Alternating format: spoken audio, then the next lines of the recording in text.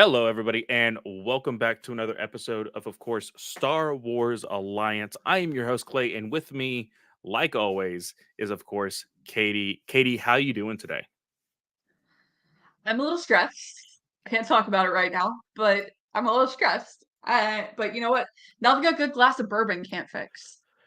I would really appreciate some bourbon because, like all of you guys know in the GUA, I hurt my back this week. I threw out my back, and I am on the slow road to recovery. I went to the acupuncturist for a second time today, and they said that hopefully this will get rid of all the pain. Right now, I'm more sore from the needles than everything else, but they said by Monday I should be good to go. So I'm really hoping that is the case and that I don't have to go through this for like a whole another week because that would suck. But The first time I threw my back out, I was in chiropractic. Like I was at the chiropractor 2 times a week for 7 weeks. oh So, Jesus, that's no, that does not sound fun.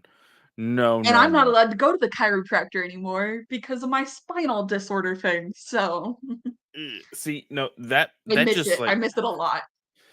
see, I'm always scared like going to a chiropractor because of all of those dumb TikToks that I see of people like just like, hey, I'm just going to slam down as hard as I can on your hip bone, on your spine, on your neck. And it just it just freaks me out. Yeah, And I'm that's just like, bullshit. no, They don't actually do that. That's just to go viral. yeah, It that was is a very calming experience going to the chiropractor, and I very much miss it. yeah, I feel like one of these days somebody's gonna be doing something like that and they're going to accidentally really hurt somebody, you know? That would Mhm. be terrifying. But let's go ahead and jump into the G-Way plugs because we do have a little bit of a, I wouldn't say lengthy show, but we have a lot to talk about today. So, of course, Star Wars Alliance is a part of the Geek Ultimate Alliance Network, or the GUA, as we all call it. What that means is that we are just a part of a big podcast family, 8 shows across 7 days a week on a weekly, bi weekly, and monthly schedule. Starting us off is, of course, Ranger Alliance and Slice of Film. This week we had two mini episodes of Slice of Film. We had Everything Everywhere All at Once, with, Which of was course, super mini. We really did not get into that movie at all. And if you're interested in us doing it, we can do a full length episode on that. yes, that one was just a very short thing. I think I broke it down to about 15 minutes while editing. And then, of course, there is The Gray Man, which, there was some words to be said about that movie. I won't go into length. I will just say I was really, really laughing when, because I was there in the GUA chat when all I saw was Katie say, "Oh, this can be on the review." And I was like, "What does that mean?" And then listening to it, she read everything that we were saying about uh uh uh, uh oh my gosh, what's his name? Rajay Roger, uh, John John Paul. Page. Yeah, Page, sorry. Not Paul. But yeah, so go listen to that review with, of course, Katie and Mark. It looks like Bullet Train is going to be the next review over there. I'm really excited to see that movie. Don't know when I will get the chance to, but I'm really excited to see it. Then, of course, I already said Ranger Alliance. There is DC Alliance. There was actually an emergency episode this week. So you get 2 episodes of DC Alliance, the regular show and the emergency show, because of all of the crap that is happening over at WB Discovery and DC content. So go check out those episodes. Of course, there is superhero discussions that is moved to a later date due to Harley Quinn here over at Star Wars Alliance. Then there is Marvel Alliance with Chris and Brent. And then there is a walk through the multiverse with Joe and World's Finest True Believers with Chris. And I will go ahead and give a little teaser here. Chris is recording that right now. I'm not going to give away what it is, but I am looking for. I always look. I don't know why. I am just nosy like that, and I like to know things. So Chris is, of course, doing that monthly now. There's a lot of research to get into all of that. Really love how he breaks down everything. But go listen to his last episode. He actually got to interview Mike Grell. That is also on my list to listen to. It's actually coming up. Probably I will listen to it tomorrow. But yeah, looks like there is a lot of, really a lot of goodies in that episode. So go check that out. Of course, if this show, Star Wars Alliance today, is going to have ads, it is a listener supported network as well as a ad supported network here at the GUA. If you don't want to listen to those ads, you can always join us here live on the Geekverse YouTube channel. We go live, of course, 7 p.m. Eastern Standard Time. But if you can't join us, that is okay. You can always go to the Patreon to not listen to any ads. We will, of course, warn you if those ads will come up, either Katie or I. We don't choose the volume, we don't choose what ad it is, and we don't choose how many times it repeats itself if it does. So just keep that in mind. Our Patreon, though, is a two-tier Patreon. One is the $1 tier, just says thank you to us, just helps us be supported. Or the $5 tier gives you the exclusive content and ad-free shows for the GUA.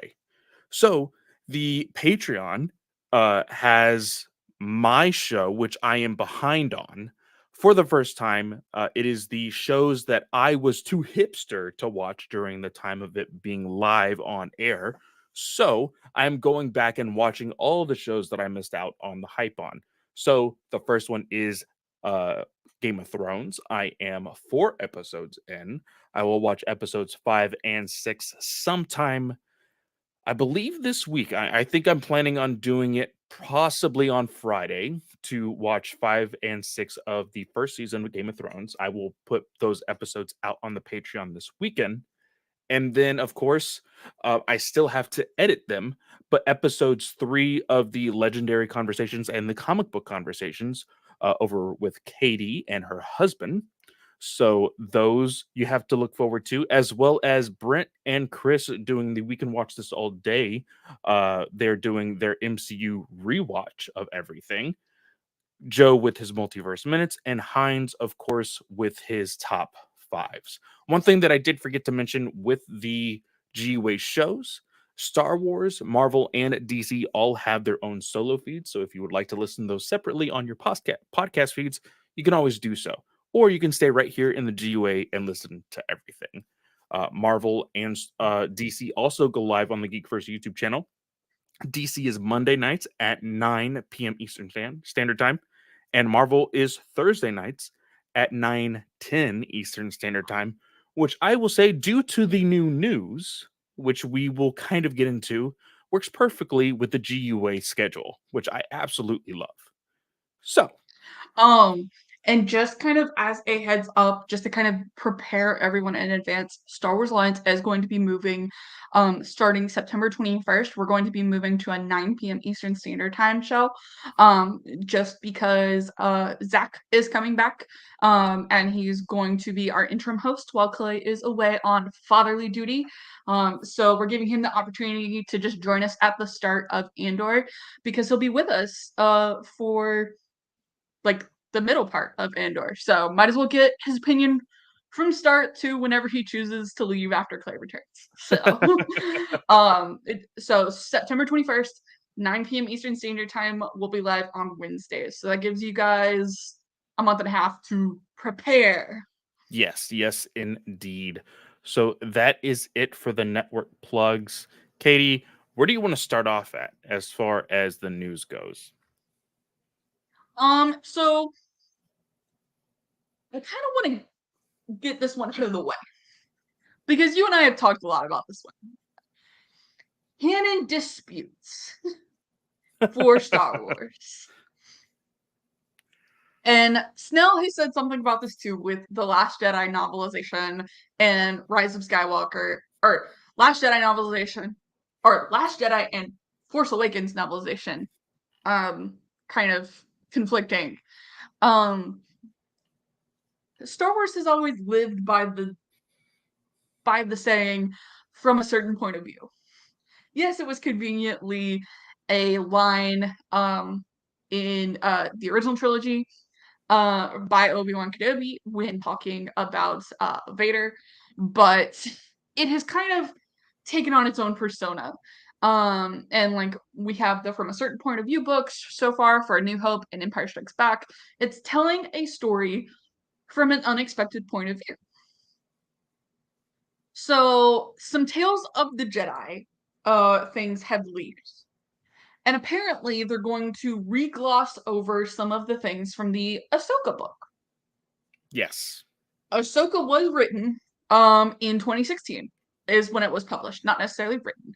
But it was after the Clone Wars was canceled and everybody had kind of moved on. No one expected to be able to hit these stories again.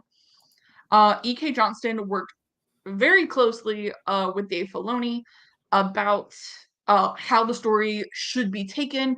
I know he had some inputs on some specific portions, but overall, he approved of everything that came out in that novel.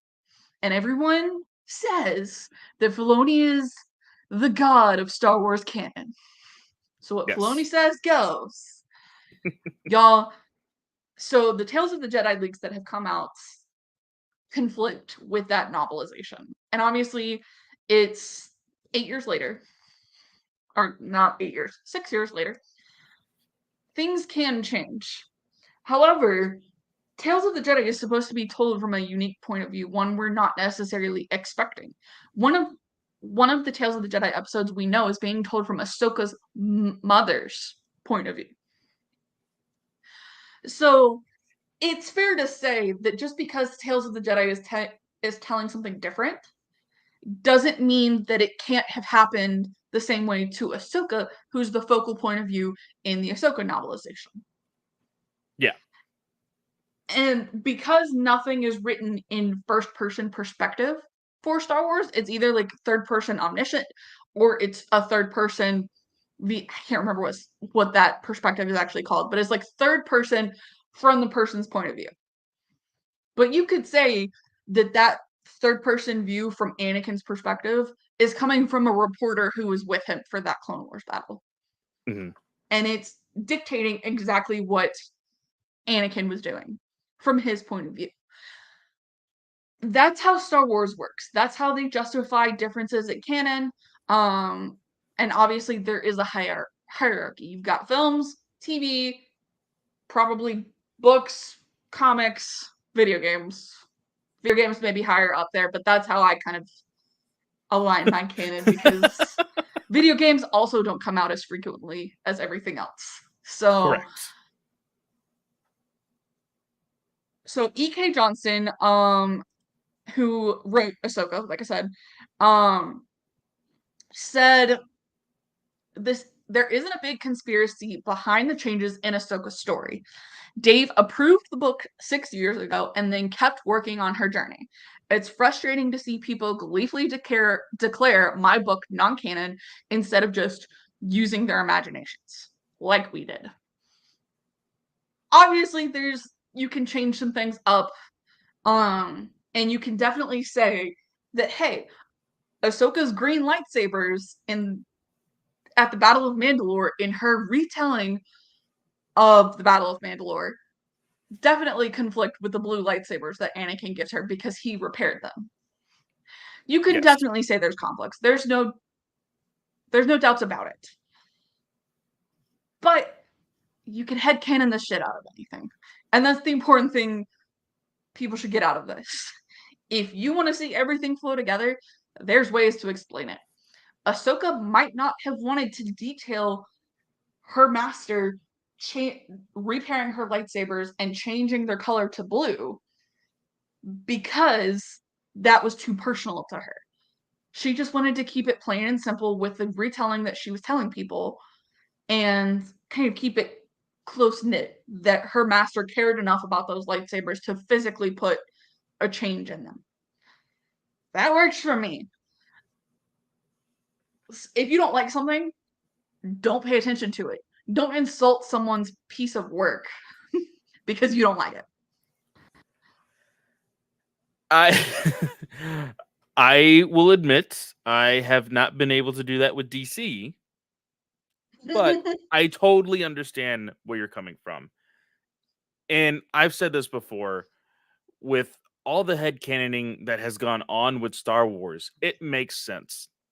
People headcanon all the time. It does not hurt Star Wars as a franchise to headcanon something that somebody else headcanons differently. It does not change. And this is kind of why, and this isn't even a topic, but I know that it was like a big thing last week. I oh shoot, what's his name? Simon Pegg was making comments about how like Star Wars is the worst fandom and things like that. We get that kind of reputation because of the dumb arguments we are having over, oh well, headcanon isn't real and blah blah blah blah blah blah blah. There's a set stone continuity, blah blah blah blah blah blah blah.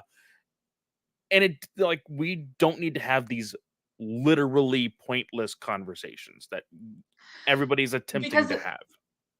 yeah, because nothing is going to change the hierarchy of how canon media works. Everybody's going to mainly follow the rules of film, TV show, than everything else. But that doesn't mean that they're physically changing canon. They're not going to go back and change the sequel trilogy because they're going to put out some book that says this. It's not going to happen. So ultimately, if you don't like the Ahsoka book, don't then attack the author by saying, hey, this is no longer canon in your face. Same way with fans going to Leslie Grace on her Instagram. Well, your Batgirl book movie no longer gets to come out. Ha ha. That's shitty fandom. You Yes. deserve to no longer enjoy anything in your fandom, and I hope you rot in hell. But what's what was an addition to this story on the direct, who kind of summarized everything. The Star Wars writer for one of the writers for the Tales of the Jedi show said that he expects more of the same once the show actually debuts. He said it's probably going to be more when the new animated show comes out. But the alternative is what we got with Luke, which is almost nothing.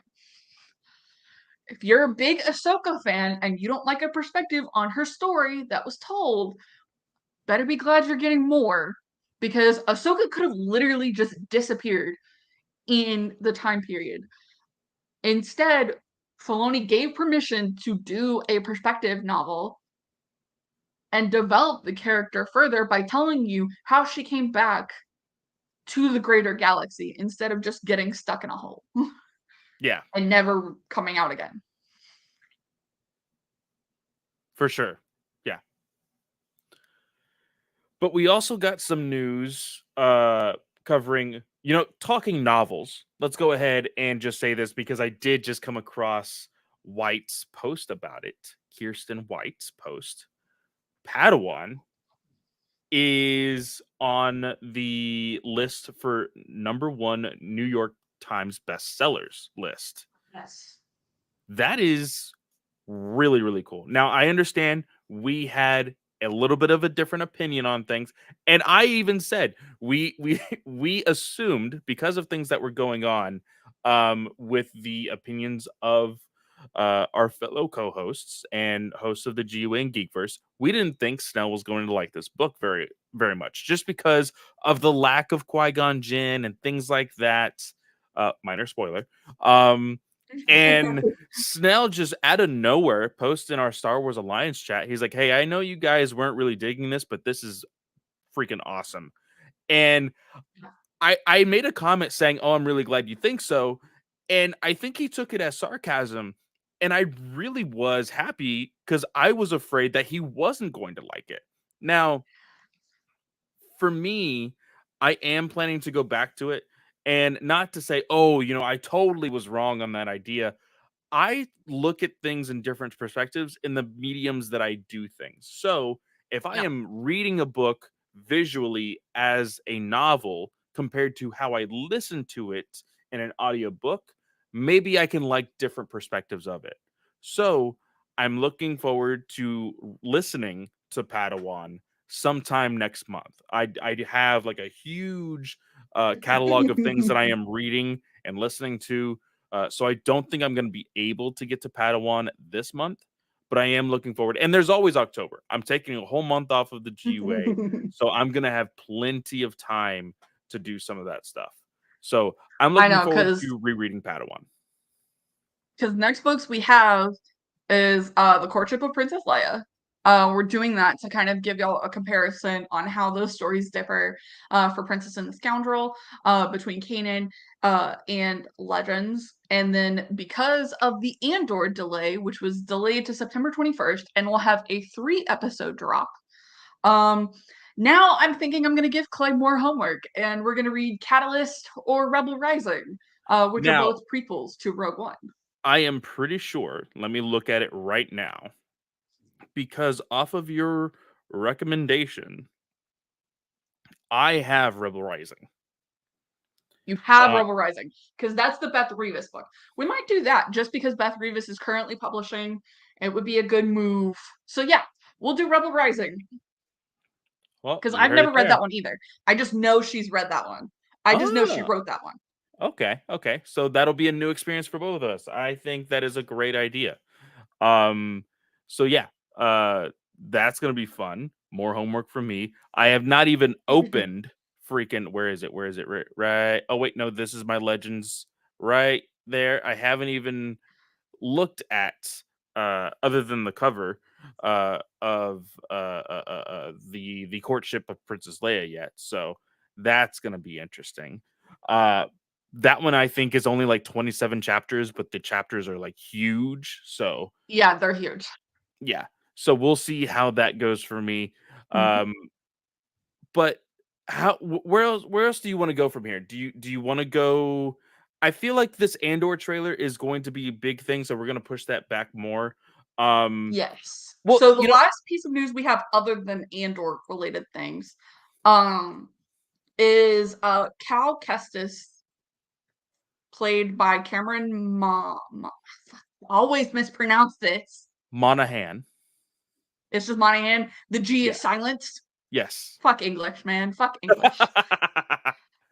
Um, so he addressed a possible live action appearance, and so because so far Cal Kestis has been a primarily video game character. He did make an appearance unnamed in Brotherhood, but he did make an appearance. He's there.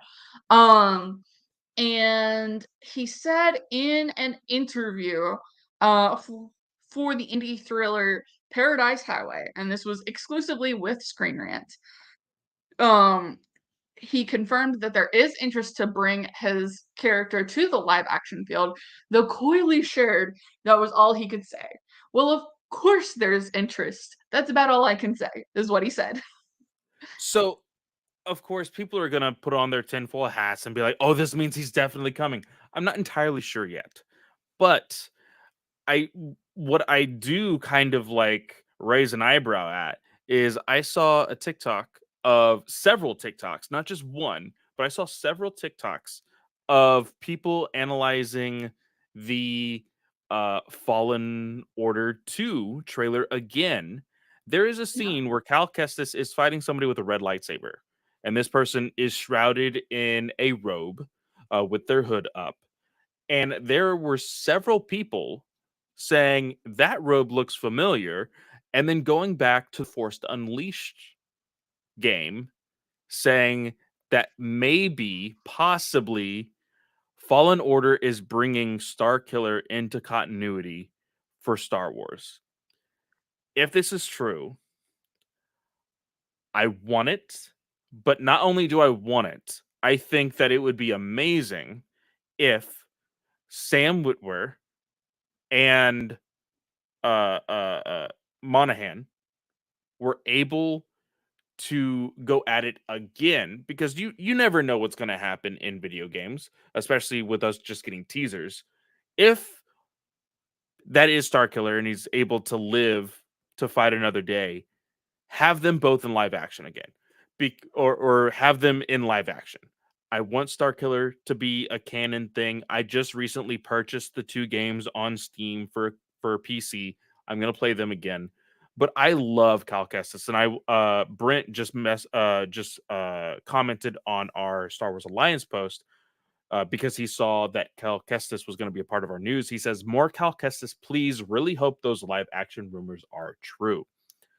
I am too. I think he is very enthusiastic about the character Monahan, and I think he could pull it off. I genuinely think I've always said after we got the uh what was the thing called in Obi-Wan, the underground or whatever, Yeah, the path. the path. I think that Cal should be a part of that in some degree, if it's possible. Because of the timeline, I think he could be. Yeah, because I think what they said was Survivor is supposed to take place around the same time as Obi-Wan Kenobi. Yeah. Because there's a 5-year gap. So putting on my tinfoil hat, what if it's the producers slash developers fucking with us, and that's Maul in a Starkiller-esque cloak, but it's still played by Sam Witwer. See, I would still love that. I would still love that because one of the main reasons why the idea of Starkiller came up, I can't remember the Jedi's name, but the person that was in the tube in that teaser trailer that everybody's like, "Who the hell is that?" He has white hair, it's very long, uh, is very much resemblance of this character in the uh Force Unleashed game. He is a Jedi Master. He has like a ponytail. I can't remember his name for the life of me. But it's one of the very first Jedi that you face as Starkiller, because of course Starkiller is Darth Vader's apprentice, trained to go kill Jedi. He is one of the Mhm. first Jedi that you kill, and if this is somehow a connection to that, I think it would be very, very cool to bring both characters into the continuity of Star Wars. But if it is Maul, I would love it even more because, again, any way Sam could get more limelight in Star Wars, I think he's very, very passionate about the franchise and he deserves more work for it. Yeah, absolutely. The guy kills it at everything. Even his appearance in Riverdale. I loved his appearance in Riverdale. It was bad shit. It was good. Hold on. He's in I have seen Riverdale. I've seen 4 seasons of Riverdale. Where is he in Riverdale? There is no way that he is in Riverdale. He's in Riverdale. Um, that's film Riverdale, 2019 to 2020. Oh, so he was in like the last season that I didn't watch. Yes. He was in season 4. Season 4 ran October 9th, 2019 to May 6th, 2020. Did I only watch 3? There's no way that I well wait, 20 I watched that season. It I was don't it was remember. when do you remember when Jughead gets the faux Hardy Boys contract? I think so? He goes to this elite boarding school and then goes to this English class and he basically does a contest. Don't ask me how the fuck I remember this because I gave up on Riverdale after this season. Um and he goes to this elite boarding school, Stonewall Prep, and then the English class basically has a contest, and then Jughead wins to become the new ghostwriter for the Hardy Boys thing, but then loses the contracts because it's all a big conspiracy. Well, wait, I'm confused here. Is this the same and I know we're going off topic, but it's just real quick. Is this the same season that they do the D&D thing or is that Mm, before or after? Because I think the D&D episode or the season where like they're playing like the live action D&D game where everybody's doing like the seances and like all of this stuff. Like, do you I remember think any that of that? was after because I gave up. Yeah, I basically gave up after this season, and I don't remember there being a live That is action D I'm and gonna D have to thing. see a picture of Sam in like on set or whatever to Okay, hang jog on. my memory. Sam Whitwer. Okay, you go ahead and send that to me. But No, one thing we're gonna share it right now. Fuck it, we're gonna share it right now. Jesus. Share screen. Oh, this one.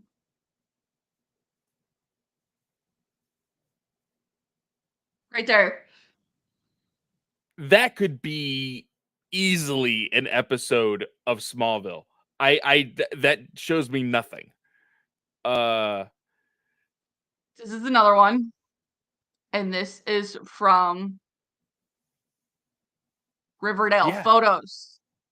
Yeah, it's not ringing any bells. This is so weird. That's another one. Wait, is he like the He's the English teacher. Okay, And okay, he okay, kills okay. himself. And it was really bad. I think actually that's when I gave up. He Oh, kills himself. He jumps off. yes. I remember that part. I remember him killing himself. Okay. So either way, I think Sam Witwer coming back, it would be cool in either capacity, whether it be Starkiller or as Maul. But I definitely do need to see Monahan as Cal in live action soon. I really do hope that it's happening. No. That would be Now, cool. you said one last thing, but we did forget already.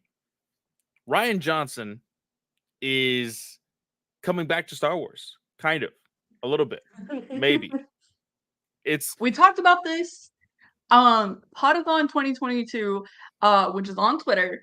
It's an account on Twitter, but Padawan 2022 is a Make-A-Wish fundraiser that is done by some of the highest the highest tier of Star Wars podcasting. And Octu Radio, which is run by Alden Diaz, I believe is his name, managed to score an hour-long interview with Rian Johnson in support of Make-A-Wish. That's a full hour uninterrupted. And that airs, I think it's September 17th, I think is the date. I'm gonna have to go back and look. But I am super excited for this because this is the first time that he's saying something in like 8 or 9 months, because he did the one interview where Yeah, he said his trilogy was still coming. yeah, outside of like those small little like, yeah, I'm still working on it, or like, oh, you bet there's gonna be news on it soon. Like he's made those small comments randomly whenever people like throw a microphone in front of him. But other than that, this is the first time that he is at length talking about Star Wars. So And it'll probably be very focused on the mythos of The Last Jedi. Alden is a very poetic person. He has a lot of threads on Twitter that go viral, talking about some of the themes of Star Wars and just how to interpret it a little bit better. So I'm not surprised that Alden managed to catch Ryan's attention, because I think Ryan has even replied to some of those threads, talking about how he couldn't have said it better himself. So it's probably going to be a lot of that, but I'm still very interested to listen to this interview. And it's a video interview, so you'll be able to see all of Ryan's like reactions to questions and different things, kind of gauge his physical reaction. I think, not reception. So, and I'm sure Octu Radio will release it for on podcasting platforms, so you don't have to go on YouTube to watch it. But I'm very excited. yes, so am I. Now, let's go ahead and jump into the Andor trailer breakdown. I'm actually going to bring it up here on our screen. Let's go history. I Wow. just watched it. Mute it, of course. And then, let's see here. Stupid ads. Gosh. Hey, Share don't say that. We are screen. an ad-supported network, Clay. Get it together. You can I appreciate ads. I like ads when it benefits me. I don't like ads when I'm trying to watch a show or a trailer or anything else. So let's go ahead and I'll leave it like this. I won't do anything as far as like uh full screen or whatever. But You got the one really you got the captions on? no I don't. Now I do. So, one thing that we did forget to mention, but we will go ahead and say it here while this trailer is playing. This show is filmed like on site. This isn't a volume Mhm. thing. This is traditional quote unquote filming, and it definitely shows. Like we open up with this scene with the uh Star Destroyer. Like it looks great. I think that this like everything, every shot looks magnificent. I think it does. It looks incredible, and the Imperial cog in the Senate platform right there. Oh my gosh, super scary. But I'm super excited to see the Senate again. I loved the political machinations of the prequel trilogy, so I'm excited to kind of delve into it a little bit more here. Um, Yeah, but like a I lot of these people, they look familiar characters. mhm. I love the politics in Star Wars. I know a lot of people in today's climate are always like, I try to get away from politics. Well, I'm sorry, but that's all what Star Wars is. And we've made this comment before. This And show that's definitely looks like a like spy thriller inside the Star Wars franchise. and they've already come out and said it, which none of my family is going to be happy with this, but one of the actresses said that this is a show about Trumpian America. So take that as you will. It Um, definitely shows. Now, I have a question for for you about this gentleman that is on the screen right now. Saul Guerrera, of course, is Forrest making Whitaker.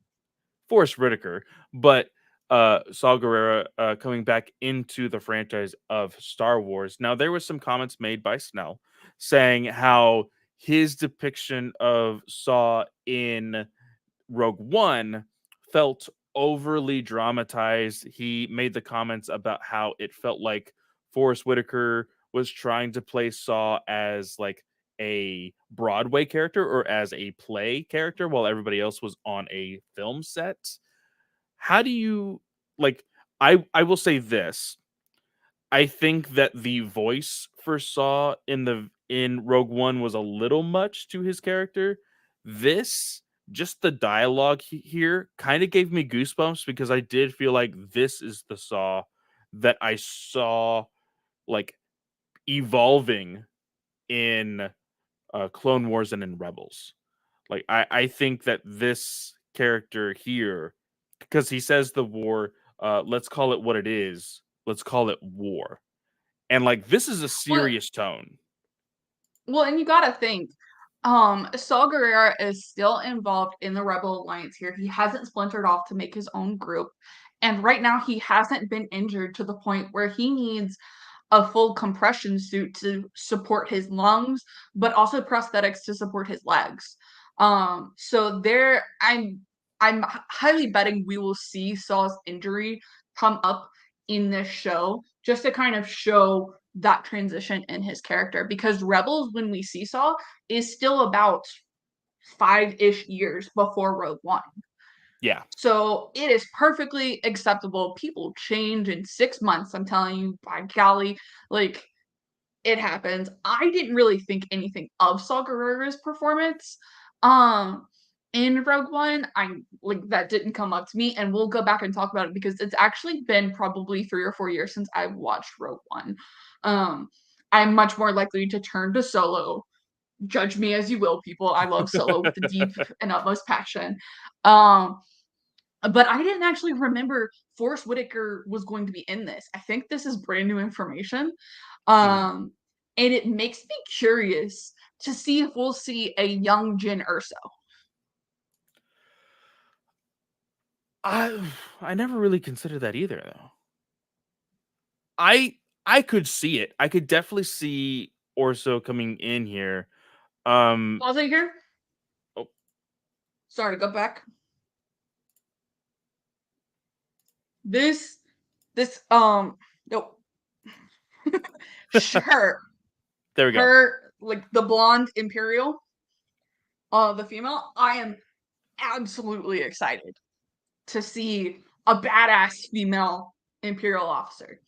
Um, Admiral Dalla, who worked for the Imperials and was a student of Tarkin, she was one of my favorite characters of Star Wars Legends, and Mhm. she lasts for 40 plus years after the Empire dies. Um, and ends up the as like the I can't remember what they called them, but the Galactic Counselor or whatever. She ends up ruling the Galactic Alliance towards Uh-huh. the end of Star Wars Legends. And we have gotten so many badass female officers in the comics, particularly this last series with Star Wars 2020. So I'm very excited to see that come to screen. I love as a hidden blonde, y'all, this is completely dyed. I am a blonde at heart. I love seeing a blonde in charge here.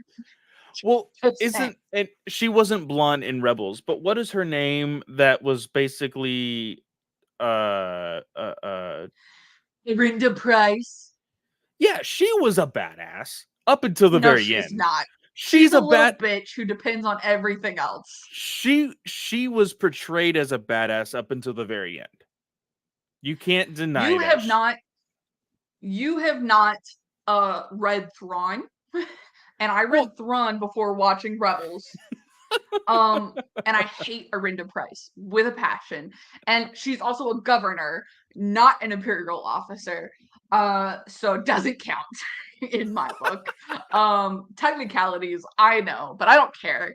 she Uh, was in the field. Like it counts for something, I feel she's a, like. she's a little bitch who depends on Thrawn to do all of her dirty work for her, and it shows when she dies in Rebels. Now, I do like this like evolution that we're getting of Skarsgård in these trailers. We Yes. see him as like the An affluent senator. yeah, the We're guessing senator. senator. Yeah, we see him as the senator, then we see him as like the rogue rebel that is like hiding and getting in firefights. Like all of this, I love this evolution. I think that we will see several people switch sides in the midst of war here during this first season of Andor. I think like some of these things will cut deep. These switches of being a rebel and going into the uh, Imperial alliance and soldiers and all that. I think that you will see some of that happening, and it's gonna be one of those "oh shit" moments, I feel like. I How think do you so as do you well. think there will be?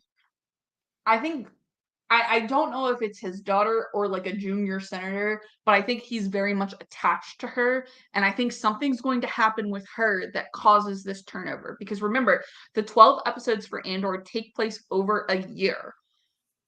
So we're going to be seeing basically about a month at a time, is what I'm thinking, probably. Um, I just want to call this out. I'm sorry, Lewis said talked about Warner Brothers reshoot Aquaman 2 and Flash with Deborah Ann Wall as Mara and Timothy Chalamet as Flash, also released Batgirl and Scoob too. And all in the game said Deborah Ann should hold out for the Born Again show if she has any sense. And all in the game, I completely agree.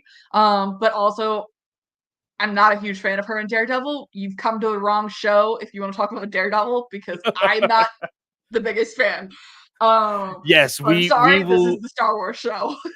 We have all kind of joked around with Katie about how Disney's going to change her mind about Daredevil and Charlie Cox and everything. If you want more on that, just press the Marvel Alliance guys to have Katie on one of the review episodes of Daredevil in a year. So Moving on here, Mon Mothma, of course, in all of her glory, and her wardrobe in this show is going to be immaculate. I love everything that she Uh, wears.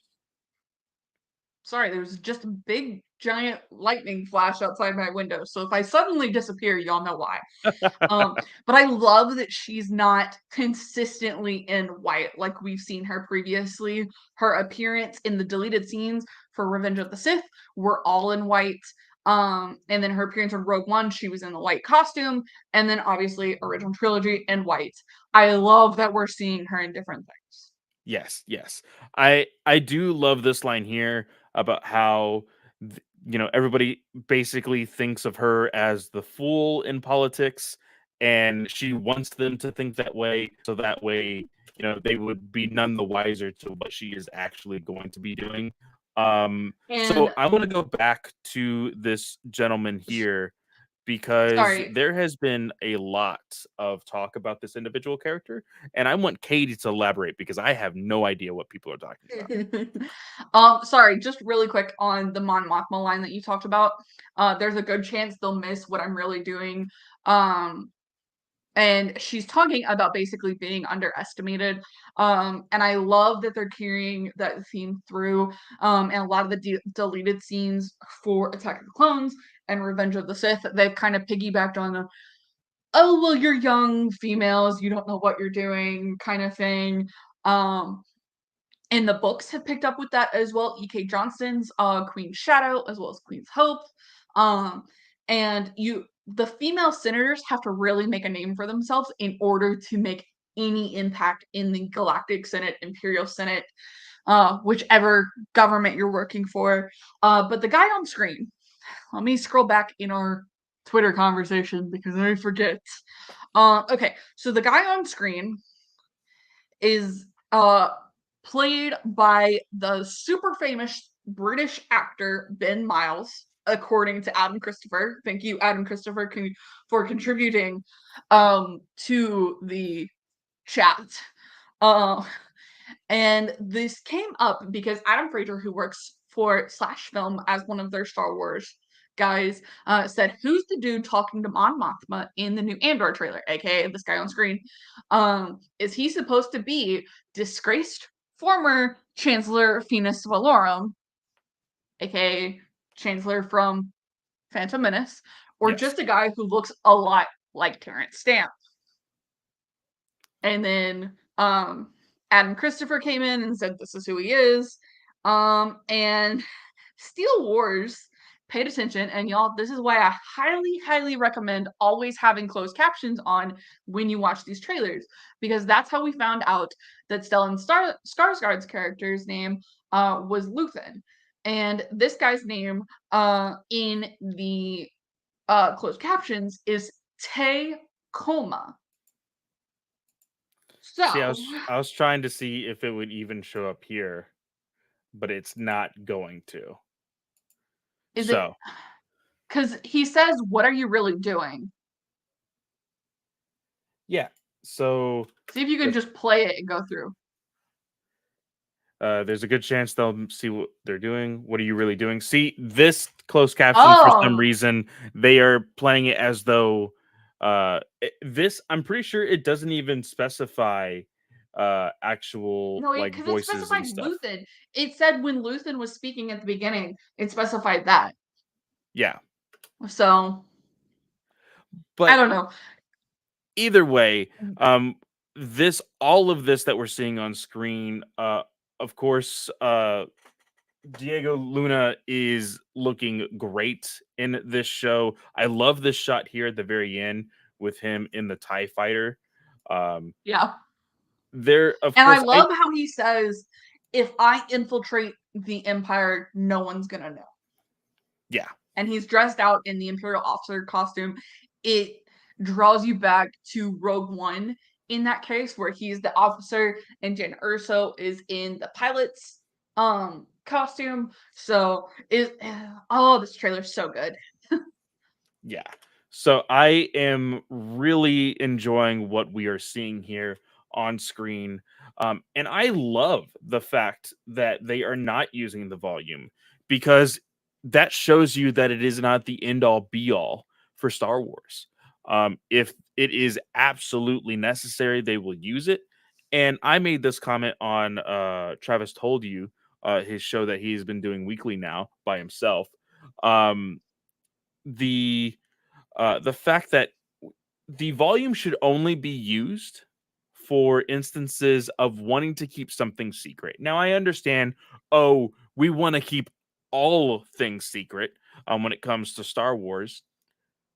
But when you are able to put out quality content, and I'm already calling it quality content because I see it on even this small of a screen on my phone and on my computer display, like it looks beautiful.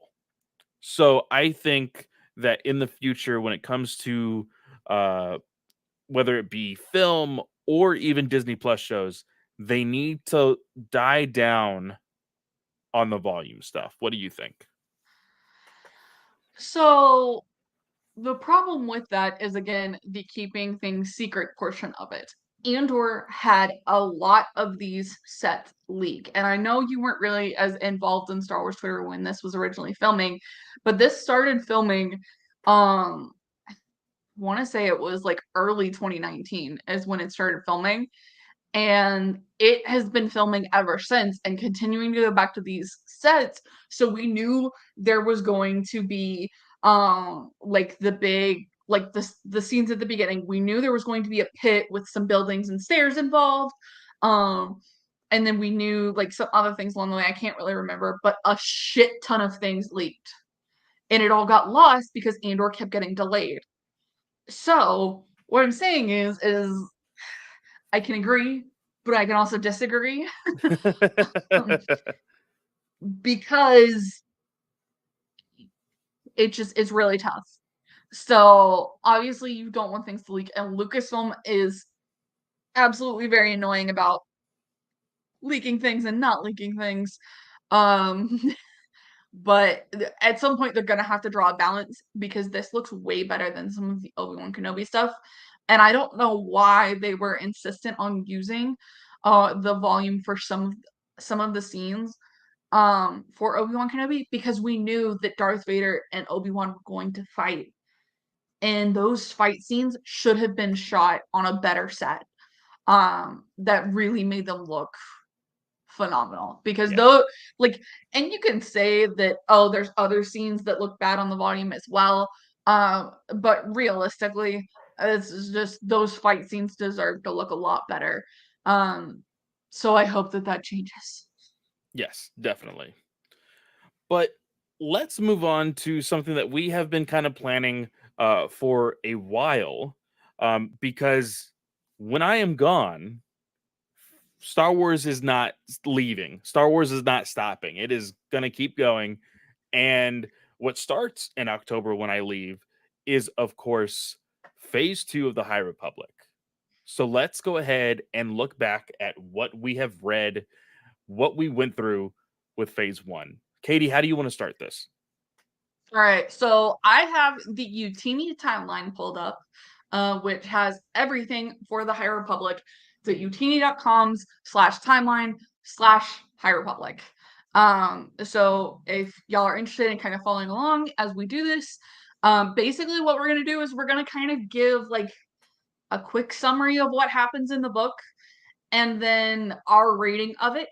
And now obviously we have covered pretty much everything on this podcast for the High Republic.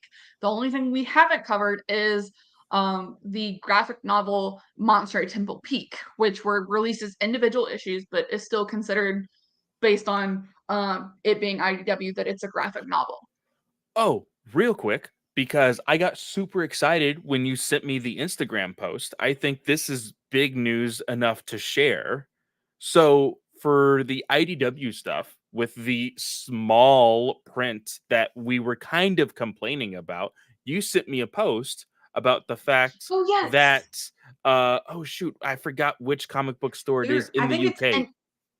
Yeah, it's a UK store, and they were not able to get anything printed, and a UK comic company has picked up the IDW Star Wars prints and is printing the graphic. Is going to be printing volume 3, but they're also going to be printing volume 1 and volume 2 of the High Republic Adventures, um, It is and are Forbidden going Planet. Forbidden Planet. Yes. Um, so Forbidden Planet is going to be printing or having copies of all of these, and I think I'm honestly going to be ordering all of them, including the ones that I already have in the trade paperback for IDW, Because it will be because on they're going to be large print. printed as normal size. Yes. I will be doing the same. I'm really excited about this just because, we've talked about how we are kind of anal about how things are fitting in our bookshelves. And the way that these things are put in, well, you can't see it now because I wanted to highlight at least a book or two today. Um, but these very weirdly shaped IDW prints are very small compared to the normal size trade paperbacks. So they are going to be reprinted in full size over in the UK. You will have to pay shipping, but it will be worth it for how your bookshelves look. And of course, for those of you who can't read small print, the bigger prints will have, of course, bigger lettering. So that is very, very exciting. But just a Obviously, reminder if of that's things that something you we, care about, yeah. but it's also going to be um the first time that the trades are going to be printed of the Monster at Temple Peak and High Republic Volume 3. So pick and choose your battles, people. If that's something you're interested in, by all means, I can't did you see when those are going to be available? I can't remember. So I have the post up right now. Let me actually go back to it. So it says here that these will be uh, they're on sale at Forbidden Planet now, I believe. Ooh. Okay. Yeah. So go check that out. I have heard great things from Forbidden Planet. They also, for people who just love art and how you display your books, they have alternative covers for some graphic novels as well. Just go check it out. It's a really cool website. But yeah, I actually have open on my other screen at starwars.com, Star Wars The High Republic book and comic series. All of phase one is in order here. The only thing that differs from what you probably have is the fact that the release dates are totally wrong, because it still has their original release dates with the Edge of Balance 2 coming out in February, when in fact it came out just like a month ago. So Actually, Edge of Balance 2 did come out in February, but it oh, was only that available did, electronically. yeah, it was only digital. That's true. So maybe, they're not completely wrong. Uh but either way, uh in these stories, like, are you wanting to go like, oh, well, let's go to the top. Let's go to the top, it being, of course, the Light of the Jedi.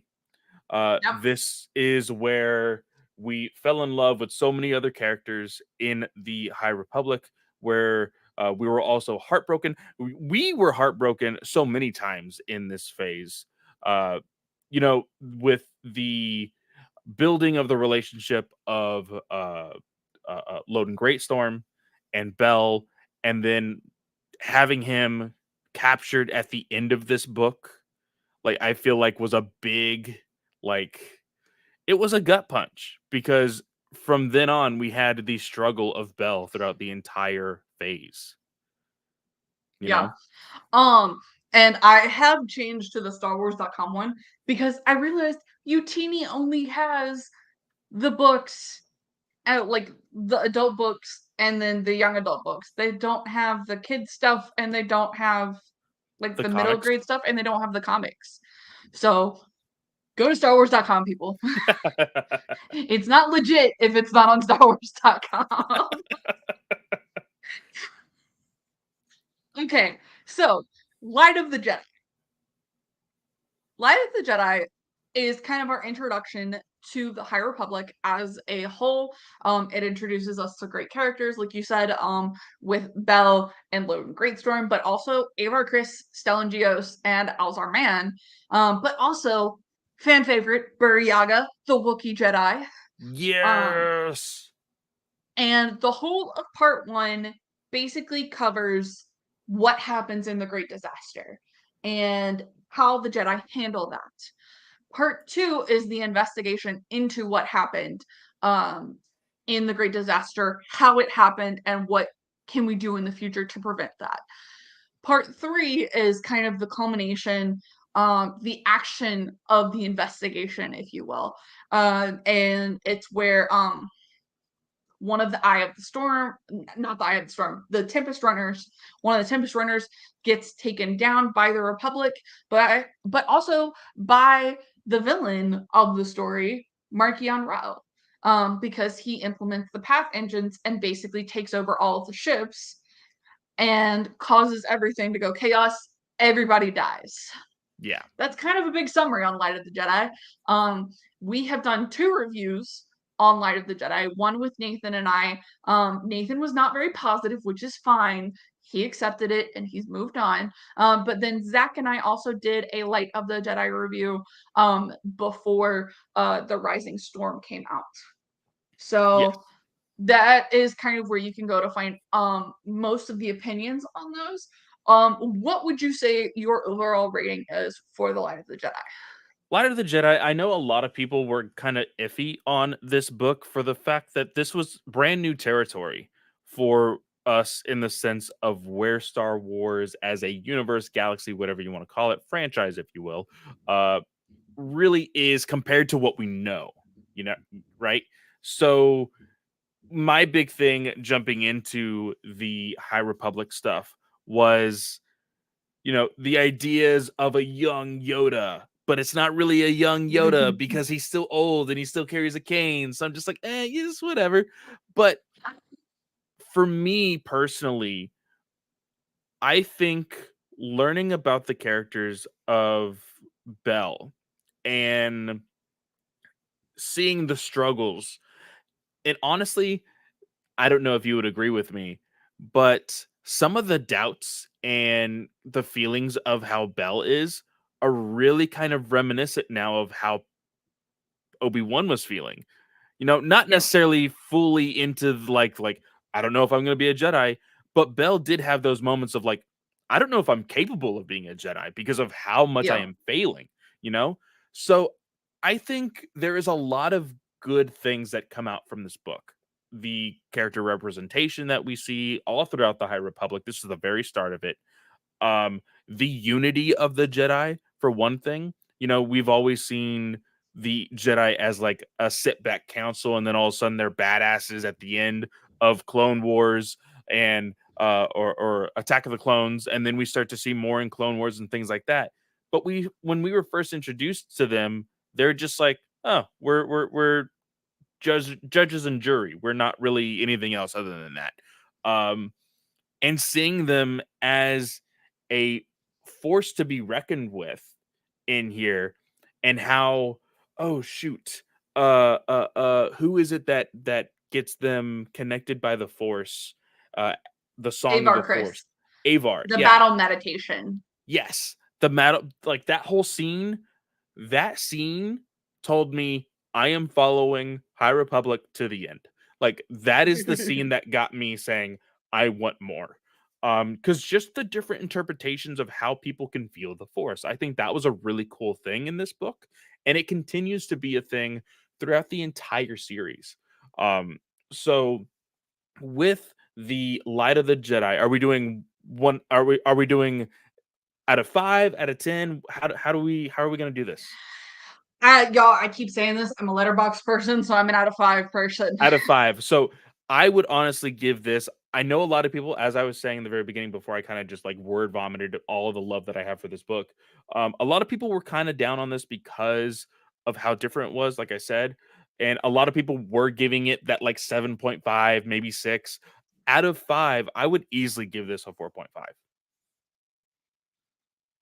Yeah, I think I'm more in line with the 4. This does fall into the trap of basically kind of being an more of an information dump. But overall, Soul does an incredible job weaving a story together with having to be the introduction for this era. I think I would have rather seen like some one-shot comics to get us introduced to some characters up front, versus going full force into a book. Uh, but I think that's the fault of every introduction book to a series. Um, like I'm reading the Kate Daniels series by Alana Andrews right now, and Magic Strikes falls in. I think that's the first book. I'm on like book 7 right now. I can't remember y'all. Um, but the first book of that series falls into the trap of, okay, hey, I have to introduce all of these people and I have to give you these stakes. And I think Soul accomplishes that. I just wish there didn't have to be such an information dump involved. So I'm more in line of a 4, but this is my second favorite book out of the adult focused books in the series. So one of the things that I said, the next book on this list is actually The Great Jedi Rescue. And actually what this book is actually like the first part of the Light of the Jedi, but in a kid's form and it's more simplified. Um, we actually didn't cover any of these. But you can still find the book on Amazon. If you want to introduce your kids to Star Wars, that may be a great way to do it. It comes with stickers. It does? Yes. See, now here's the thing, because like you said, we didn't cover any of these younger reader books, but honestly, due to the fact that immediately after The Fallen Star, there is like, and the star of these younger reader books is Boryaga. Like, we didn't know the fate of Boryaga at the end of The Fallen Star, and I always see it on my feed. For some reason, I always see the picture of the cover of, it is called The Battle of Starlight. Just water. I might get The Battle of Starlight. Just for the fact that we could possibly see an ending to how Boryaga survives, cross my fingers, you know? Uh, but I am looking, like, especially now, like, guys, I'm gonna be a father in like 2 months. Like, these could be some of the very first books that I read to my daughter. So I think I might actually go back and purchase some of these books. And I did you see the book I got you?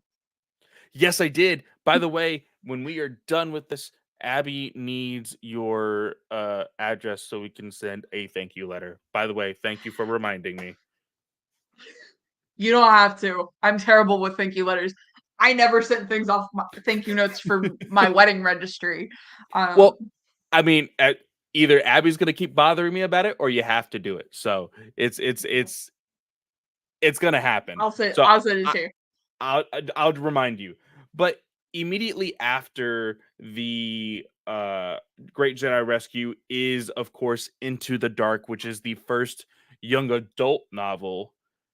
This book, I will say, well, go ahead and do the summary first, and then I'll give my thoughts on this book. So, this book, the main characters are Reed Silas, and then the crew of the vessel is what it's called. Um, and I'm sorry, but the I can't remember the girl's name for the life of me. The only ones I remember off of that crew are Leo Jossi and gosh, I can't even remember the rock's name. Okay, never mind. The only one I remember is Leo's. Geode? Um, Geode, thank you. Um, and so this book takes place, and Reef is more of your by the book Jedi. He really enjoys learning. He would have rather, he probably, a lot of people have headcanon this, he probably was the Jedi Master of Joe Costanu, who, as we all know and love in the prequel trilogy, is the head of the Jedi Library. Let's archives. That's what they're called. Mhm. So he doesn't want to leave Coruscant. However, his master, um, I was gonna say Joe Costanu. It's not Joe Costanu. It is the Togruta, who dies in Light of the Jedi, in the same place where Skier loses his arm. But his master is taking the leadership of Starlight Beacon, and Reath has to join her. And so Reath is able to delay going out to Starlight Beacon, and in the process gets stuck on this space station, and finds all these people. He finds Nan, and then finds these statues. And these statues give off this immense force presence. And along with his future master, Master Comac and Orla Journey, who are also big parts of the future of the High Republic, they decide to take the statues off of the space station. And in doing so, they awaken the Dringir, which are side villains of the High Republic's waves 1 and waves 2. Yeah. And so they kind of figure it out, and Orla and Comac kind of realize, oh crap, when they're on Coruscant, hey, we need to get these back to the space station because they were controlling something. They were shielding something. And in pulling them off that space station, we've done them a great disservice. So the vessel is actually able to pick them up and take them back to the space station. And they basically have this fight with the Dringir. And this is written by Claudia Gray, who is prominent in Star Wars book fiction. So everyone was very excited for this book. For me, after seeing what we get for the young adult adventures, this is actually number 3 on my list for the young adults. I love the introduction, and I relate to Reath as a person who wants to just study everything. But the amount of detail and vibrancy we get in Out of the Shadows and Midnight Horizon, incredible. Both blow this book out of the water for me. So I think the woman you were talking about that you couldn't remember her name is Nan. And Nan is the Nighthill. What is Leo's like apprentice person? Oh, that is oh shoot. Leox? Anyways, No. talk about your review. I'm gonna find it. So the reason why I don't despise this book. I despise this character of Nan. And the way Affy is her name. Yes, Affy. So the way that Nan plays freaking what is his name? The main Jedi of this book, Reath. Nan plays Reath like a fiddle in this book. And it hurt me so much because we don't find out until we find out like just before he finds out about her character. And it was a gut wrench. And also the mystery behind this book and the Dringir and all of this was a very like I wouldn't say this book had a horror element in it, but it kind of did. It kind of was very suspenseful in ways. Yeah. You know, there was a lot of the like Indiana Jones type stuff when they were like walking around this abandoned spacecraft and like I can't remember who it was that like first disappeared, but like they were like, oh, he's dead. And Des Ryden. Yes, Des they thought was completely dead, and then Reath comes into that situation and is shot out into it's not a teleporter. I think it's a escape pod type thing, and like they're thrown onto this planet where they're forced to fight each other. Like that was absolutely mind boggling. And all of that, and with how like I believe that was also the Dringir that were dealing with all of that as well. And this book, it gave me a reason to start reading young adult novels again. To really be on, like, because I used to be a book nerd. Whenever I was in high school, I would read books all the freaking time. I fell in love with books when I started reading the Maximum Ride series, and Yep. this kind of had that same voice. Like the young adult novels of the High Republic kind of had that youthfulness in them that that I really really enjoy in young adult novels. And so with this book, I really loved all of those aspects. Learning about Geode and the fact that he is just a rock and how he just randomly shows up. Nobody sees him move. Nobody really understands him until like you actually see people actually understand him. It's wild and crazy and such a Star Wars thing, and I absolutely love it. This book, I would, and it's hard because then like you heard me get a 4.5 at Light of the Jedi, and you're gonna say, oh, does that mean everything else has to be lower than a 4.5? I think a lot of these books are different kinds of 4.5s and 4s and 5s and whatnot. With it But being this different materials, you're able to kind of do that because you have to judge things individually. You can't judge these books because you go from adult, young adult, middle grade, comic, all ages exactly, comic, manga, exactly. audio So drama. The I would criteria isn't the same. I would give this book this middle grade because I do agree with you. I think that their not predecessors, the books that come after, um into the, what is it called? What's the Out of the second one called? Shadows Out of and the Midnight Shadows and Horizon. Midnight Horizon do have just so much weight behind them with the advancement of the High Republic. I was a little bit more invested in those because of it. So I would give this one easily a 4. Yeah, I think for me, this one is more in like the 3.5 range. It was like a lot of people were like, "Oh, this is Claudia Gray at her finest." I still think Bloodlines and Lost Stars and Leia Princess of Alderaan is some of her best work. Fallen Star puts her back up for me. Um, but it's very hard to compete with just the quality that comes out of the High Republic. So for me, 3.5, 3.75, if you want to if you want to leave off the half stars and go up, it's definitely more 3.75, but it leans more 3.5 if you stick with the half star ratings. Yeah. So High Republic Adventures Volume 1, I'm not going to summarize this because I don't exactly remember, but it covers the adventures of Lula Talasola. This first volume does include Yoda as one of the main characters. It has is it Zine? The Miri Allen. Oh my Yes. gosh, Zine.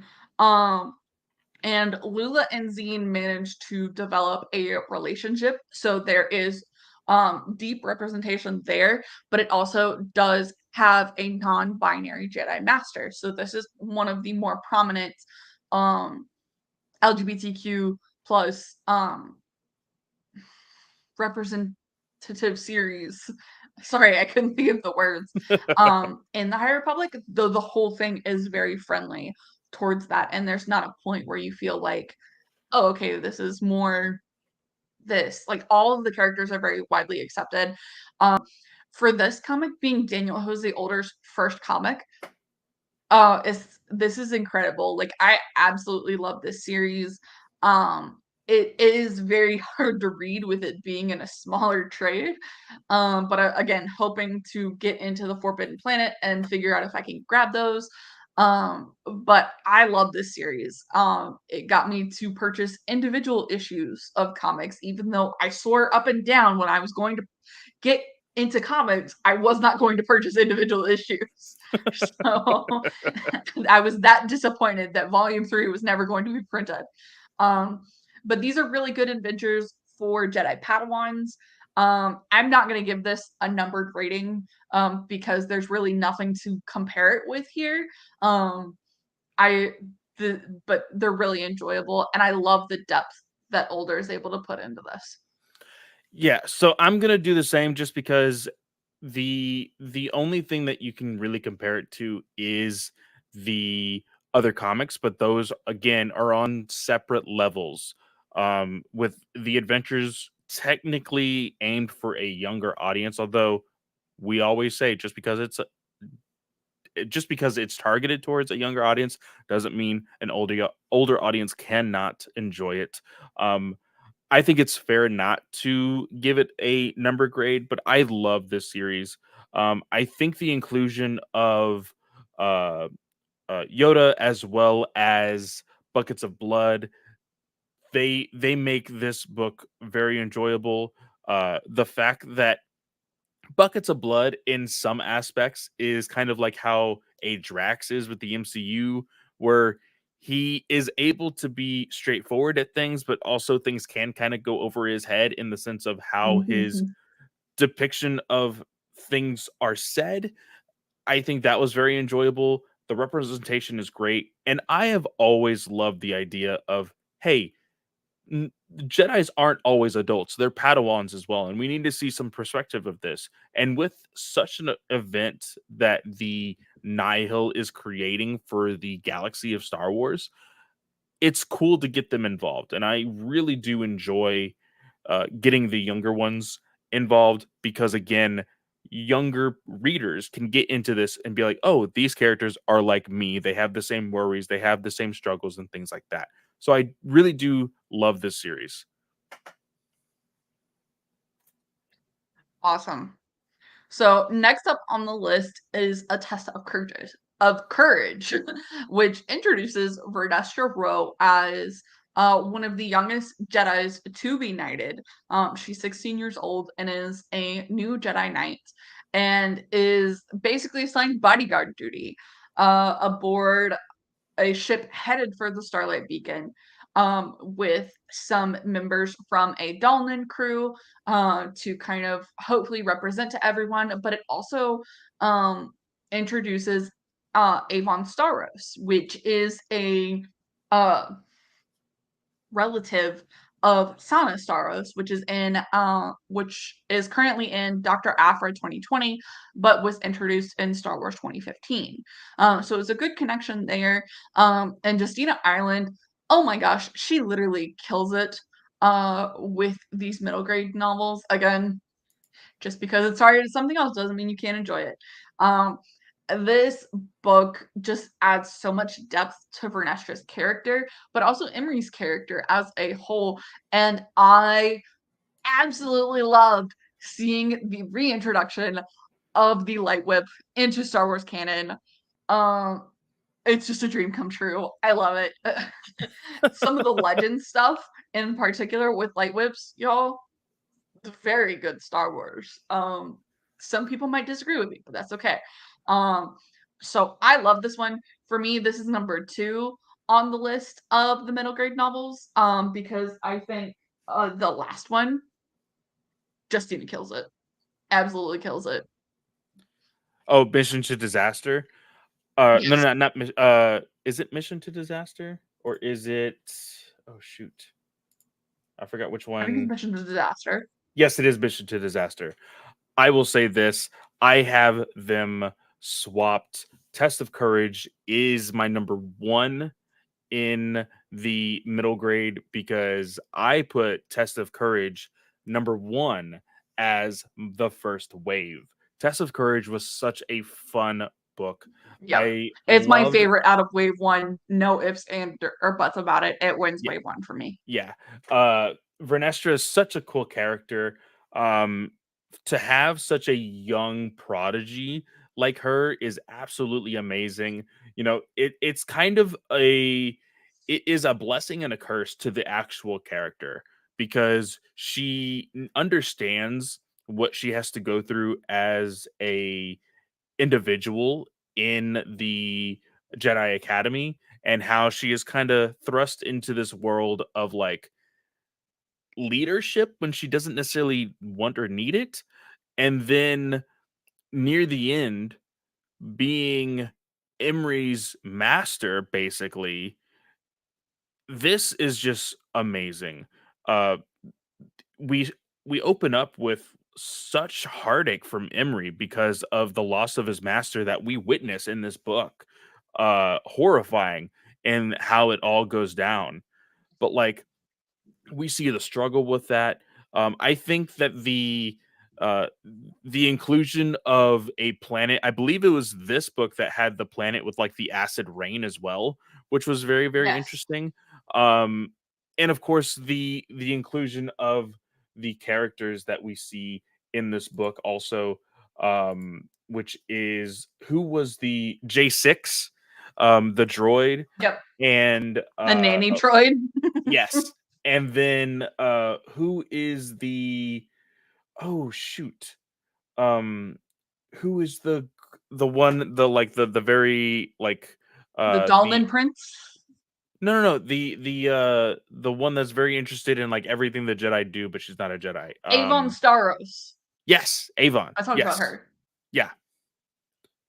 So They're all great. I love them. yeah, It's very hard to put this one number 2 for me, because it's such a great introduction, but I think it really works. I this is definitely probably 5 out of 5 for me. What about you? this is a 5 out of 5 for me.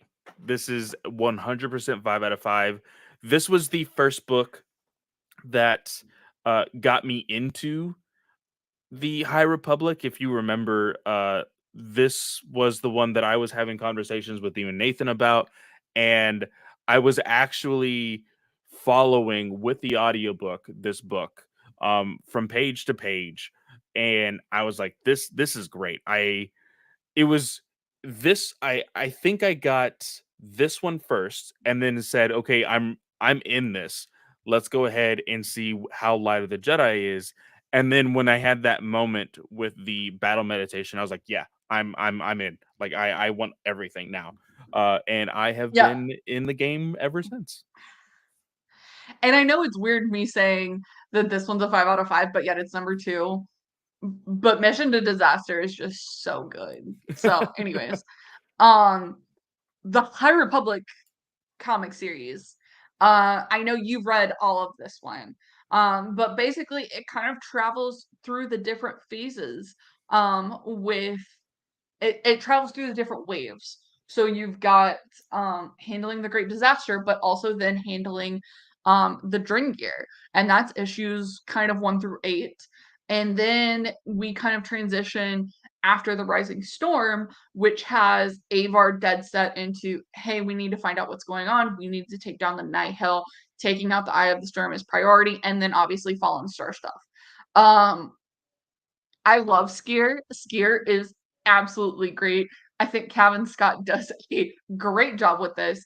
And Ario Anandito, who does most of the artwork for the series, I love his artwork. This was one of the first comics that I got into reading, and it I love it. It's so good.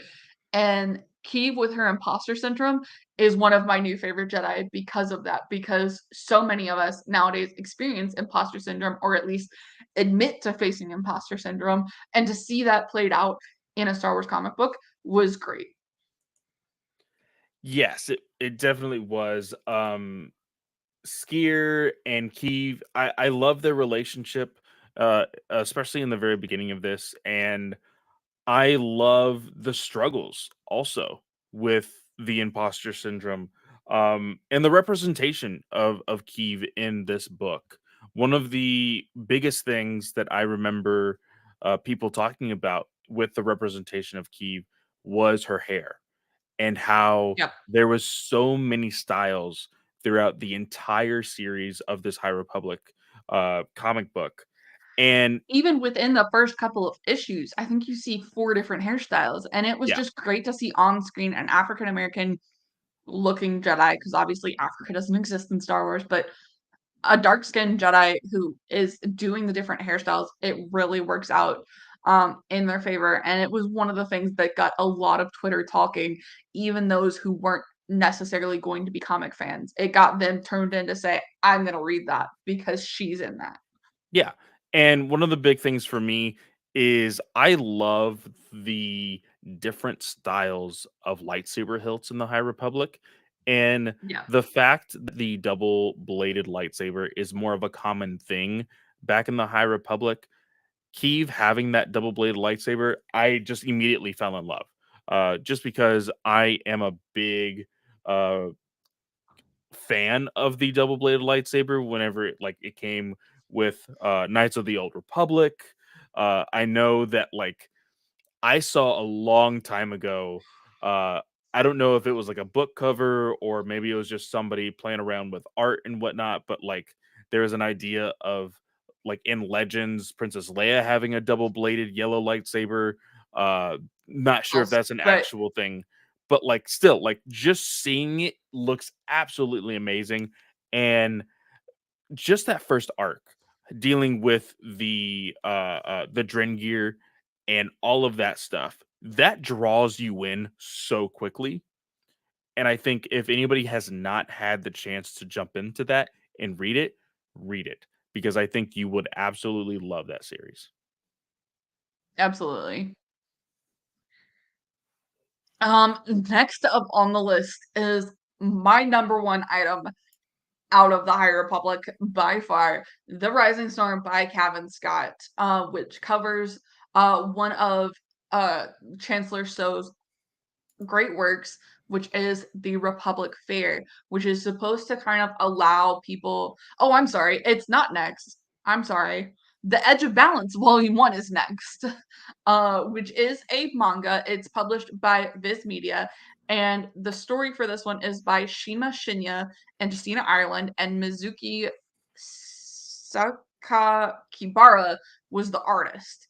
And we actually did a review episode for this. We've done review episodes for everything except Monster Temple Pink, which was technically before Edge of Balance. Um, but you and I weren't the biggest fans of this one. I think it has to do a lot of introduction, and doesn't give us a lot of detail into why we should relate to these characters. I think you and I both agreed that it really needed a novel, a manga before this or between 2 and 3 to really kind of solidify these characters and kind of build that out. Yeah, there was the biggest problem with this book, uh, and I say that and it sounds very very harsh, but the introduction to Lily and everybody else, it kind of felt how you felt towards Light of the Jedi, kind of just throwing these people or throwing us as an audience into this story. And I think most people seeing it as a manga expected something different from what this was. And we should Yeah. have been more inclined of the fact that, okay, this is a High Republic book. It's going to be connected to the High Republic. And it did hurt a little bit in the sense of expectations. That is more so on us, completely understandable. But because of that, I think it did hurt it a little bit, as well as with the introduction of these characters. So I think that's all we're going to say about that. Again, there's nothing to really compare this to. And so I'm comfortable not giving that a numerical rating. So next is The Rising Storm. Um, and the main characters you have here are kind of Stelangios, Elzar Mann, Bel Zettifar, and it takes place during the Republic Fair. And they believe the Nihil has all been taken out because of the Tempest Runner, who was taken out in Light of the Jedi. They thought that that was it, and they thought that they were good. But Stellan Geos is now a Jedi. Oh my gosh, Katie, a Jedi Council member, and he is in charge of kind of being a bodyguard, for Chancellor So, and kind of escorting everyone through uh, the Republic Fair. That all goes to shit when the Nihil show up, and a lot of casualties occur. But they are able to find someone who leads them back to the Nihil hideout, and the Jedi make an attack on that hideout. A lot of people are taken out, and presumably, they take out the Eye of the Storm which is oh my gosh, what is her name? The Twi'lek Tempest Runner. Oh, Lorna D. yes. Lorna D. They think that she's the Eye of the Storm, but not only that, Loden Greatstorm was lost at the end of Light of the Jedi, taken into captivity, and he makes a sparse return throughout, and then makes a return to Bell in the attack on the Night Hill hideout. And in doing so, Bell's like, "Oh, we're gonna get back together. You're gonna be well because his Liku have been chopped off. We'll get you prosthetics, Master. No worries." The great terror that haunted us until Wave 3 of the High Republic came out. The Nameless took out Loden Greatstorm by methods of fear and turned him into a husk. And then Stellan reaches out and touches him, and Loden's form disappears. Completely into dust. This is my number one out of the entire High Republic. Cavan Scott turned this into a horror thingamabob that I could completely enjoy. And it gives you this utter mystery, and it has you screaming at the end because it gives you Loden's last moments, and then you're basically like, Loden's gotta survive. You cannot tell me that they gave him back to Bell only to just completely take him away again. And then you get the last moment where he turns to dust, and I literally threw my book across the room. I was so pissed off, but in a good way. I was like, I listened to this entire book at work.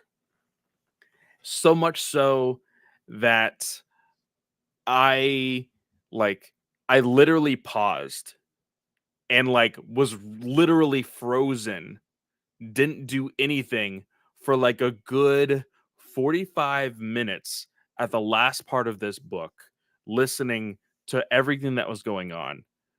This book was so good. Cavan Scott, as I will say this, there's some DC comics that Cavan Scott has written that I have not been a fan of. Him writing Star Wars, specifically The Rising Storm, holy crap. We get the very horny on main Elzar man in this book. We get the conflict of the dark side with Elzar man in this book. We get the flame dog that I cannot remember his name of Bells. We get so much, which also makes an appearance in Light of the Jedi. Yes, she does. But we get so much badass. We get dragons in this book.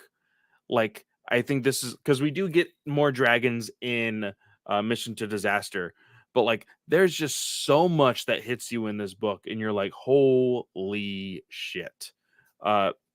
This book by far is number one on the list with a 5 out of 5 with the adult novels. This was great. I know that you got the out of print cover for this one. I did not get the out of print cover for this, Right but there. I still enjoy the regular cover for the Rising Storm. It's still great. I love Stellan and Elzar Man on the cover with their badass lightsaber hilts. But this book was just immaculate, and I absolutely love it. And I love the introduction of Ty, the monster hunter, who's the focal point of Monster at Temple Peak. I loved her. I can't wait to get more of her in the upcoming Halloween special from Cavan Scott. Very excited. But next up is again the young readers version of the Rising Storm. Oh, I'm sorry. What would you rate The Rising Storm? I'm assuming because it's the top Well, 5 out of 5. I said Like 5 out of me. 5. Yeah. Okay, yeah. 5 out of 5 for me too.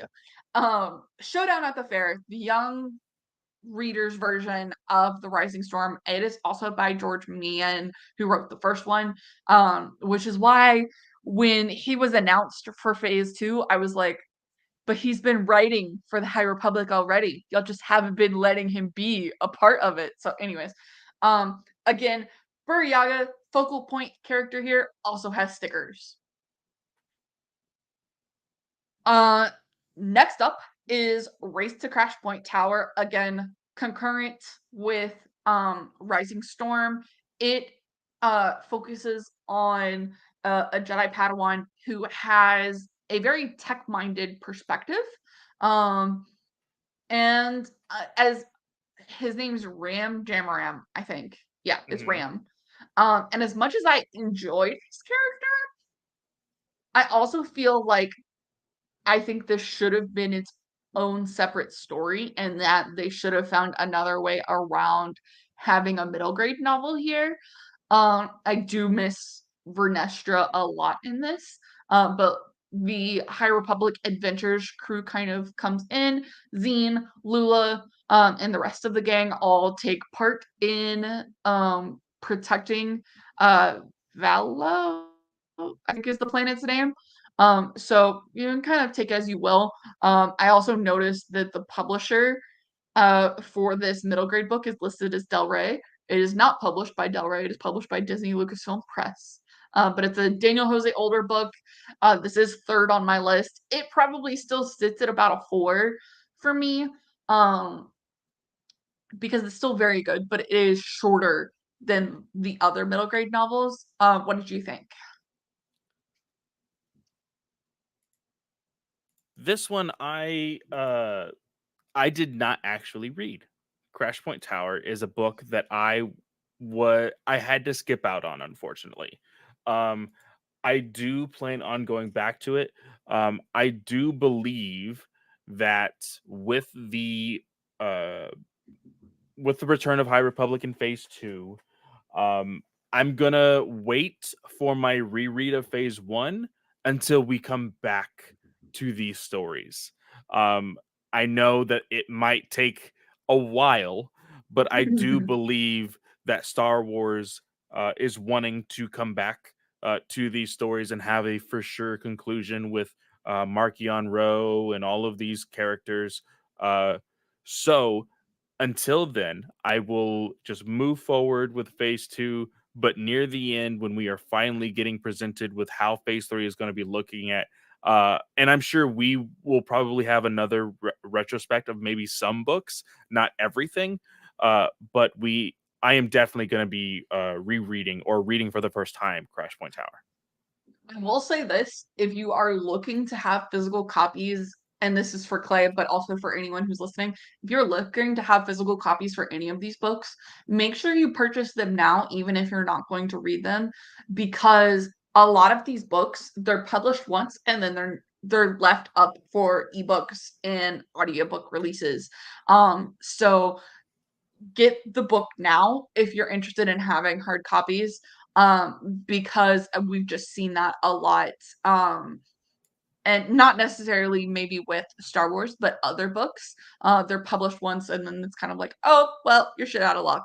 So but with the middle grade books, like I'm gonna order the young readers books, I think, relatively soon. So Yeah. next up on the list was probably my favorite comic out of anything we got. Anything with pictures in it, I think this was my favorite. Trail of Shadows by Daniel Jose Older, with David Wachter as the artist. And this actually published on my birthday, October 13th, 2021. And Older killed it again. I loved this mystery. And I think for me reading it week to week, I was more left in suspense, or month to month, not week to week. I was left in the suspense because this is a giant mystery for what the Nameless is and how it affects the Jedi. And we find out what the Nameless is, and that gets us an answer here. Um, but the PI as well as the Jedi Investigator are great characters. Um, and this is a comic that Matt and I talked about, and hearing his perspective was very interesting for me, because he read this all at once, and so it was good to hear a difference in opinion. But what was yours? So, if you remember, we did cover this right before you and Matt actually covered it over at Yeah, Patreon. we did Uh, that my, too.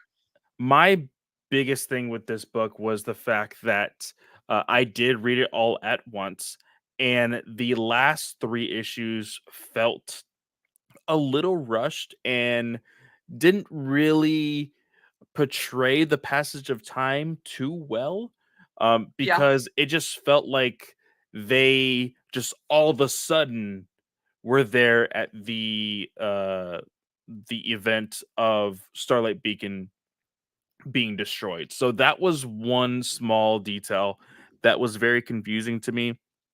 But these characters I really did enjoy. There was a little bit of spiciness in there in the very beginning, mhm. kind of teasing at the fact that Yes. these characters might have some sort of relationship coming in the future, or just some attraction. I did like the, I wouldn't say hard-headedness of these characters, but there was conflict. There was a way of how they each did things and how they investigated uh, everything. So I did enjoy this. This I can compare it to other Marvel adaptions. So I'm going to do that. With that, I would give. I know that with the volume one of High Republic, we didn't necessarily give a rating to, but compared to this one, I did like the High Republic uh, regular series a little bit more than this one. Um, but I could easily give this a flat four. I think this one for me, absolutely my favorite. And y'all, we're not gonna go through the individual volumes of the comics of the adventures and the Marvel line, just because that's gonna take too much time, and we're already at an hour 45 minutes. Yeah. Um, but next up on the list is Out of the Shadows by Justina Ireland, and this is number 2 on my list for the young adult adventures, and this explores Vernestra Rowe again, as she and Emery kind of take on a new perspective into what the Jedi have been doing in the High Republic, and Vernestra is kind of following her heart a little bit more, and following where the Force leads her. She's having these nightmares. Apparently, she was able to kind of pilot through hyperspace as a Padawan, and Stellan tried to encourage that in her and really figure out what the Force was telling her in the dreams and the Force. But this also returns Reith and Comac Vitus um, back, and both kind of head on an adventure with Xylan Graf to kind of figure out what's going on in the Outer Rim, which was discovered by Silvestri Yarrow. Um, and it was basically her ship was pulled out of hyperspace, and then she was kind of kidnapped. Or not kidnapped. She had to get on an escape pod and leave her ship. So there's a lot in this book, y'all. So I'm not gonna talk about all of it. But basically, Vernestra, Reith, Comac, Emery, they all help Silvestri take back her ship while also figuring out that the Grafs have kind of worked alongside the Nihil and are able to kind of help along that side of the range. This is kind of the only character that doesn't make a return in phase 3 of phase 3 of wave 1 for the High Republic with Silvestri Yarrow, and then what's her name? The fuck, I can't remember, the one with the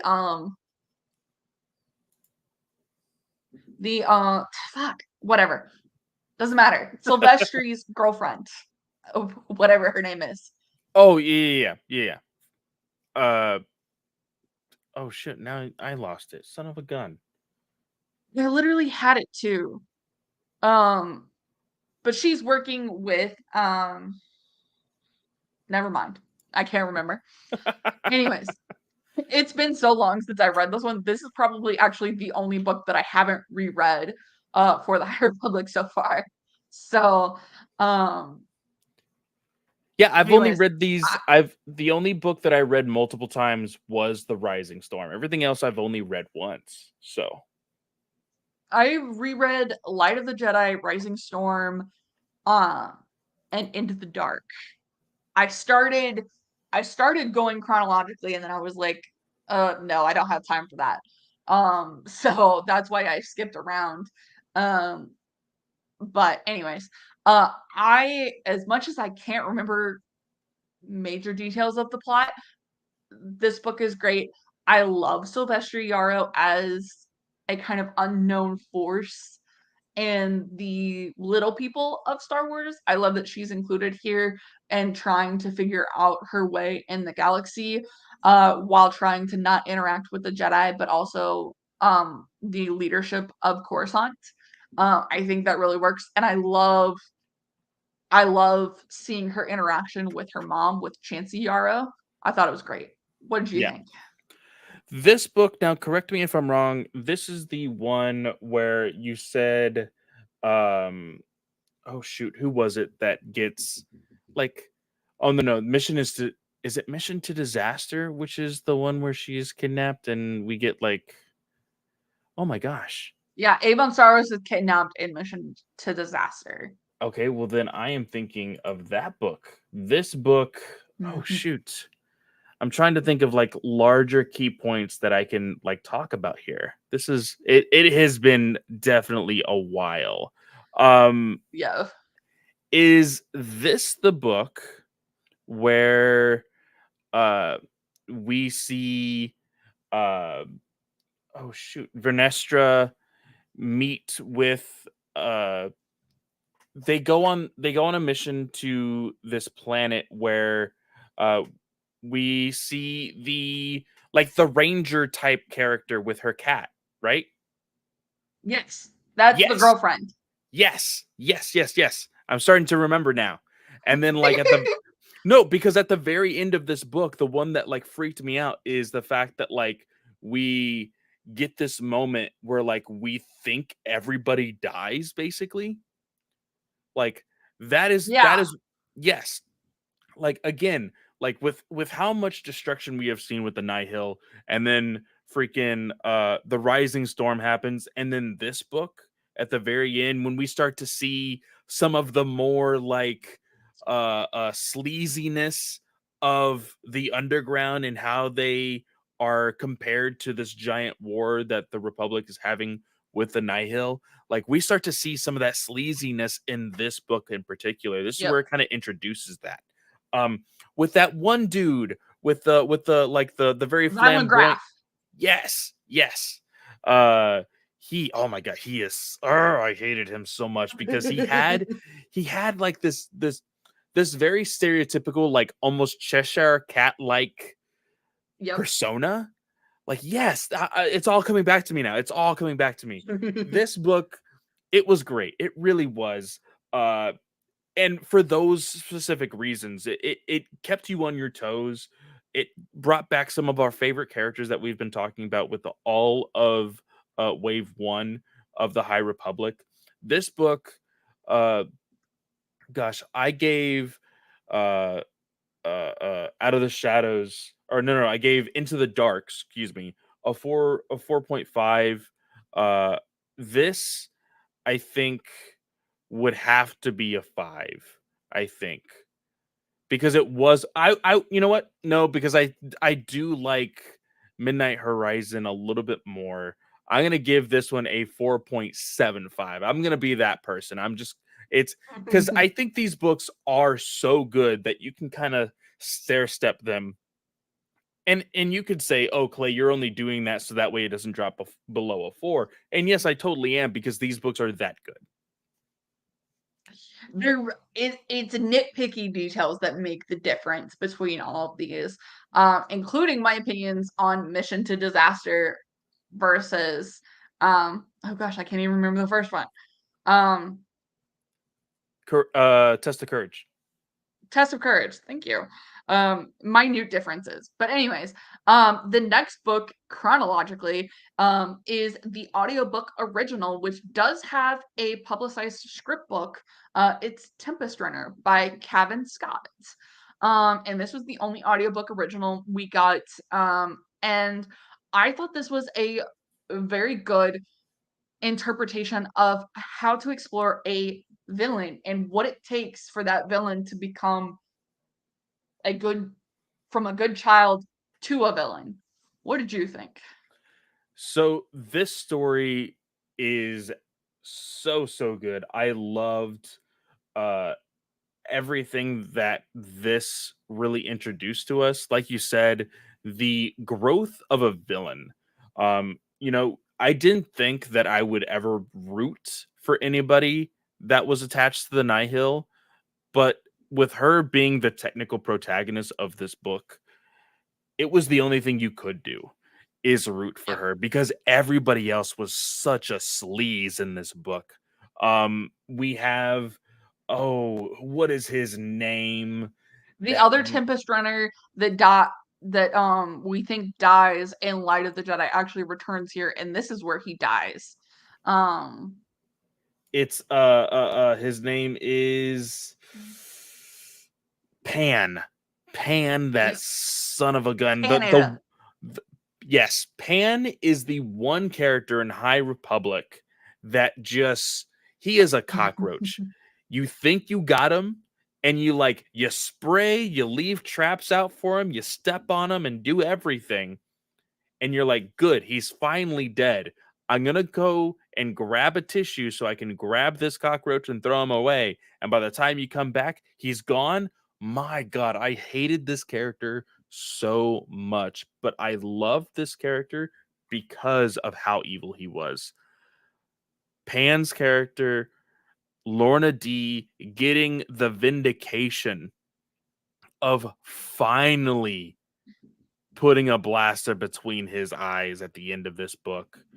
And this idea that she is almost like a less kooky and less fun Captain Jack Sparrow, Yep. because her idea of calling her vessel the Lorna D, and then having this oh, I'm better than everybody else attitude with everything, but secretly she has so much of these insecurities because of how she was thrown into slavery and how she was actual royalty at one point, and all of these different things that you find out about her life.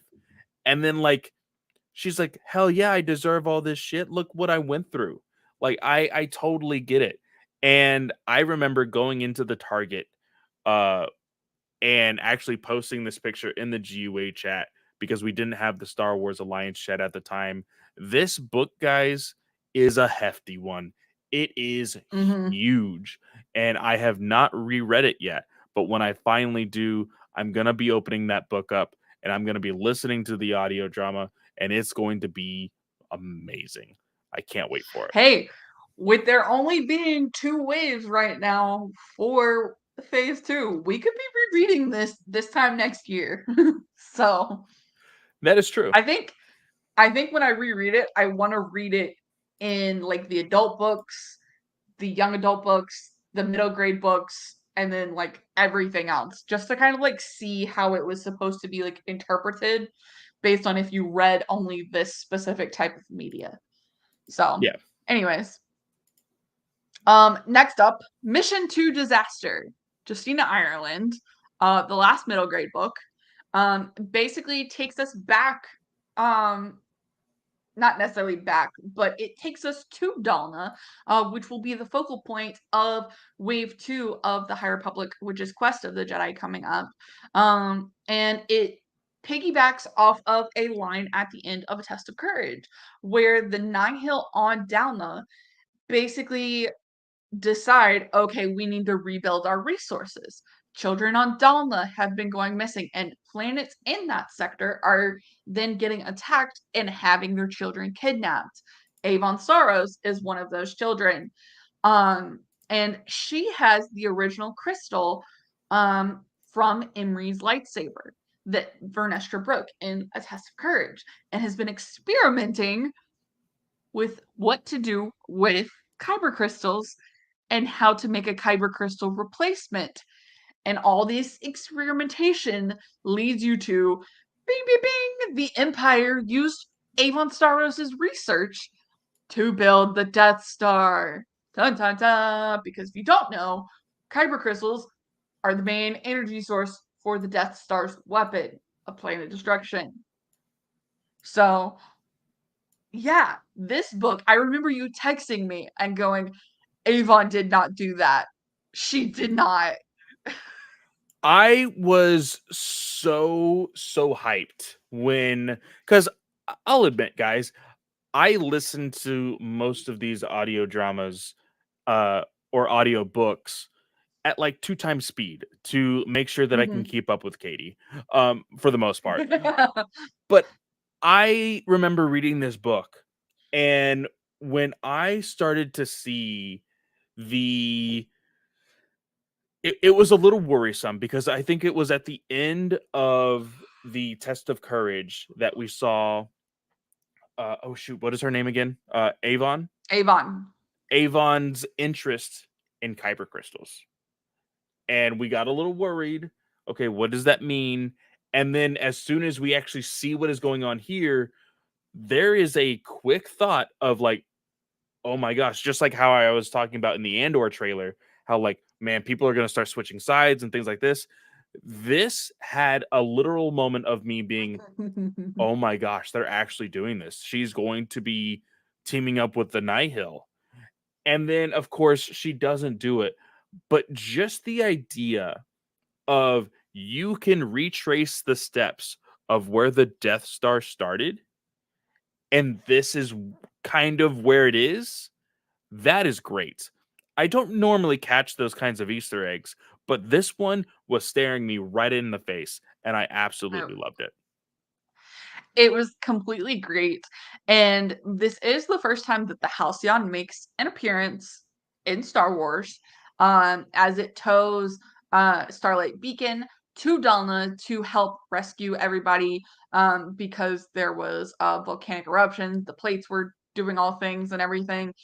So it helps rescue everybody there. Um, by towing through the Halcyon tows Starlight Beacon through hyperspace because the hyperdrives were not enabled on Starlight Beacon. And so this book is number one for me. I know I said A Test of Courage was 5 out of 5. This one's also 5 out of 5. If you want to just make yourself feel better about my list, you can say A Test of Courage is 4.75 out of 5. But I love both of these books. I just think this one has so many of those Easter eggs that are actually visible for a lot of people to catch. And Ireland just manages to weave a perfect pattern throughout the rest of canon to really tie everything together. It just really works. Yeah, yeah, most definitely. This book, I enjoyed a little less than A Test of Courage, but it does not mean that I love it any less. Uh, I will admit there was a little bit of a drag in some of the very small parts. It did drag a little bit, but this did have very big implications for the greater Star Wars franchise. So that's what I absolutely love. And of course, Vanestra and Vern, like just or not Vern, Emery, because that is her name, Vern. Yep. But just like the whole training thing, and still working on Vern's idea of like being able to like what is it that they called it? The meditation, uh, the f- the force The battle meditation where meditation? no It's no no not it's not battle meditation.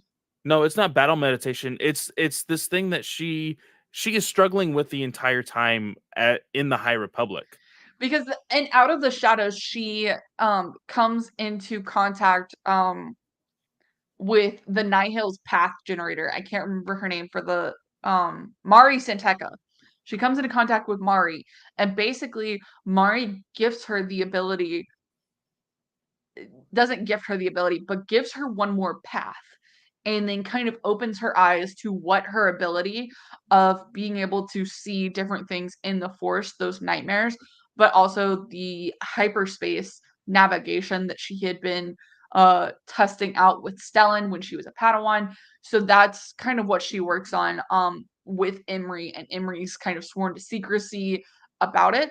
Um, I I do I will agree with you there. I wish that there had been more tie-in there, but with it being a middle grade book, it justifies itself to me that you can't necessarily make that direct transition to the young Yeah, adult version of stuff that we were getting for Vernestra.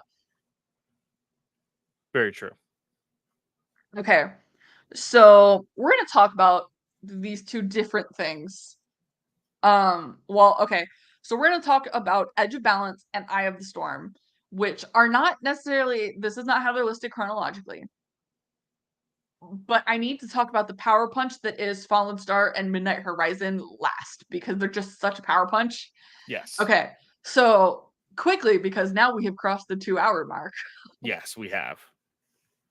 Edge of Balance Volume 2, which we recently talked about, so y'all can scroll back a couple episodes for that. But we liked this much better. It does pick up kind of right where it left off with Edge of Balance Volume 1. And this one is written by Daniel Jose Older, with the same team from Viz Media returning to help with the story and the artistry. I think our overall consensus remains. We think this one is better than Edge of Balance Volume 1, but we still wish there was one in between Volume 1 and Volume 2 to kind of help flesh everything out. Yes. This does Oh, we're gonna. have. Oh, I was just gonna make this Sorry. small comment of like this does try to bridge the two together seamlessly, but it does have the unfortunate just passage of time throughout all of the High Republic that they had to deal with. So they did have to move a couple months or a year, however long it takes between each of these phases of this wave. That is what hurts it. But again, if they were to do another manga, I do think that they need more than just 2 volumes to elaborate on some things. I agree. All right, Eye of the Storm, which is a 2-issue miniseries in the Marvel line. It was written by Charles Soule, and the artist was Guillermo Sana. And this one, it basically covers Markion Ro's backstory and why he did what he did. The first volume is why he did it and his backstory, growing up with his father, Ascar Ro, and his grandmother.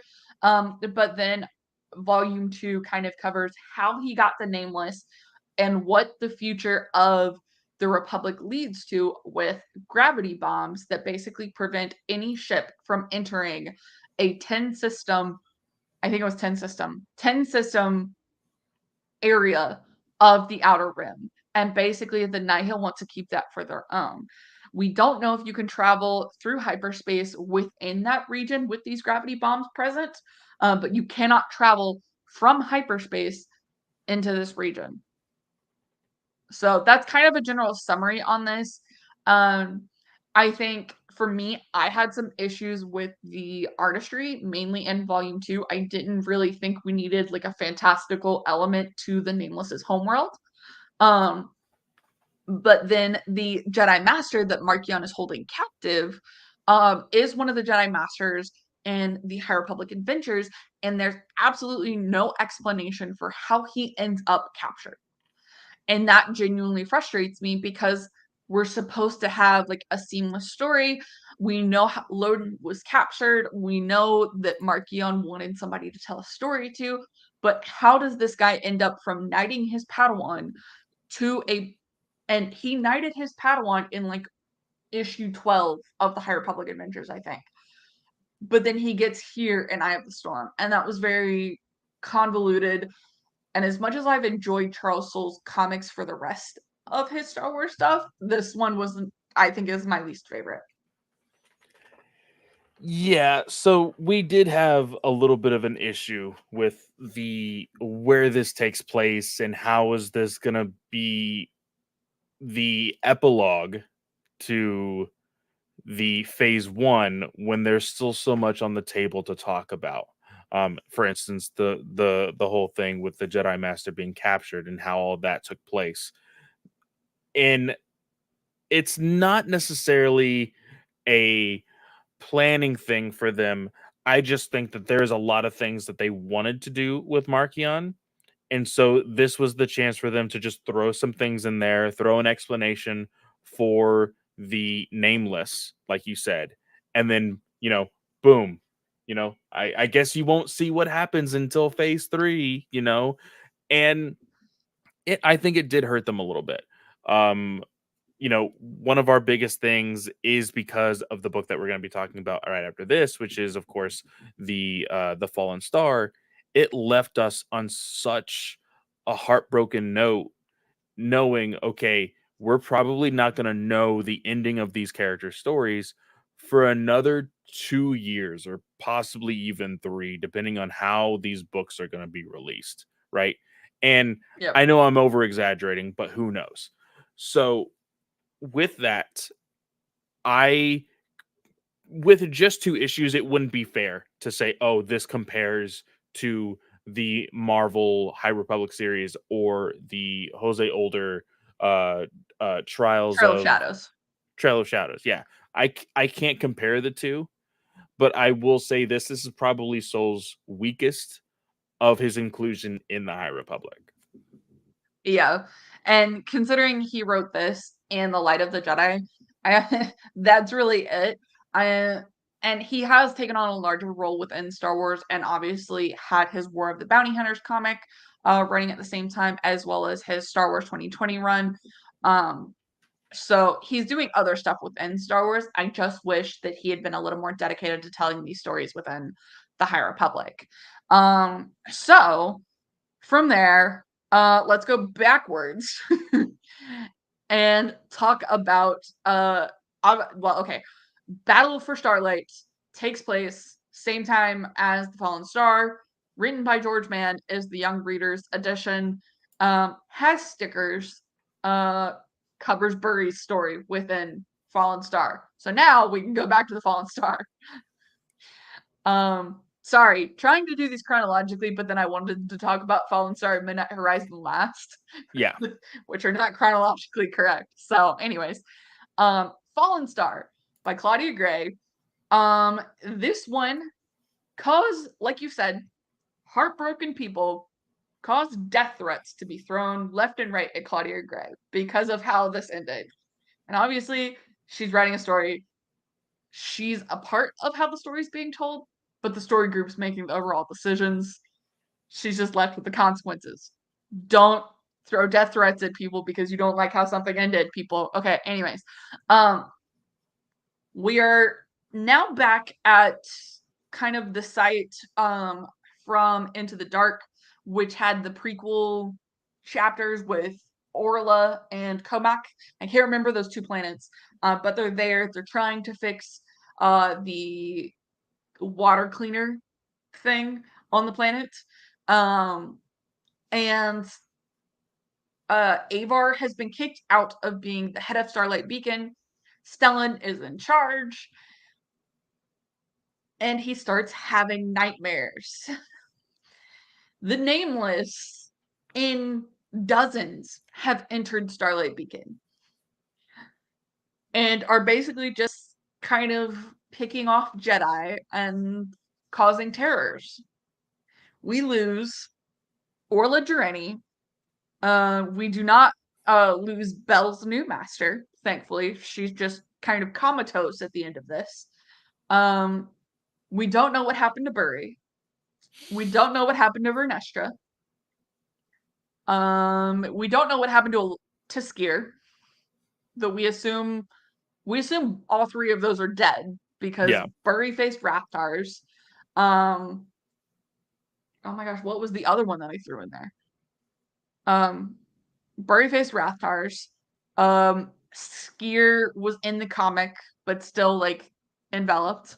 I don't remember the other one I said. But we lose like 4 Jedi Masters before Orla kind of gets roped into investigating, and Stellan and Elzar are all like, oh crap, what's happening? And then we lose Orla. And then Starlight Beacon splits. This was an attack on Starlight to destroy the Republic's symbol of hope in the Outer Rim by Marchion Ro, and he had sent all of these people, and he had sent in engineers to take down Starlight Beacon and make sure that no one could repair it, so that it would basically explode or fall into the planet. No one would escape. And so instead of falling on a city, Stellan actually dies after getting Elzar and everybody else that he could out by piloting Starlight Beacon, the last half of Starlight Beacon, into the water instead of the city it was supposed to land on. So that's just a giant way to sum up of like, we had a lot of people die and not a lot of answers for how things are going to be handled. Yeah. This one for me is third on the list of adult novels. That doesn't mean it's bad. I think all of these books for me kind of rank, like Light of the Jedi is probably actually like a 4.25, and this is like a 4. I think that's where I kind of land on the spectrum. See, I think I will move my Light of the Jedi to a flat 4 and move this to a 4.5, with Rising Storm being a 5. This had so much happening to so many of the characters that I really, really enjoyed in this book, and legit had me worried for these characters before they died. Like, because at the idea of Fallen Star, and we were teased through the announcement of this book all the way up until release. Nobody is safe. And it was true. Nobody is safe here. And with the last pages of this book having uh oh shoot, what is his uh is it it's not KAR9. Which droid? It's the droid that Claudia named after the kid with cancer. I know who you're talking about. The droid he got off in an escape pod and brings Brings Stellan's lightsaber to to Elzar and Elzar. Avar. Yeah, that moment by itself, uh, Claudia was able to describe the emotions of both Elzar and Avar, um, in that moment, and it literally brought me to tears. I cried with this book, um, alongside how I cried with Rising Storm, and I've told you this before, like uh, novelizations of just books in general don't normally pull that much emotion on me, and Yep. these books were able to do that. I can't say that they're anything less than the a 4.5 or 5 in the scale that we're doing. This book was great. It had me genuinely worried for Bell through all of the stuff that he has been Mm-hmm. through. I felt the stress that he was feeling. Um, Not having a for sure answer on Burry, like that right there, just eats at me every single time I think about the High Republic. Just him, like Elzar having that moment of wanting to go help him, but knowing the greater good is to go help everybody else, just Mm-hmm. hurts. And he is even crying. There's a moment where he is just like fighting back the tears because he knows that he is possibly letting a friend die. Um, And I think that's for me where we don't see a body. I think that's what irks me the most is just how many cliffhangers we still get. And I know that's not necessarily Claudia's fault. Again, story group decisions, but I hate it. I hate it so much. And to know that we're not getting a direct answer for a year and a half, 2 years, it sucks a lot. And I say 2 years, uh, like, thinking from this point, this book came out, in January of this year. It's been 8 months, so probably we're more looking at, like, 2.5, 3 years based on the break that they had between Fallen Star and Phase 2. So it's just it really irks me that this is how they choose to end it. Um, and so that's why this one falls so low for me on a but it's still 4, y'all. It's a very good book, and yes, I cried at the same points. I teared up with Burry, and I definitely was uber mad about Orla Jareni dying because she was my favorite. Um, so, and I was like, Claudia can't kill her. She designed the character. She's not gonna kill that character. No. Mhm.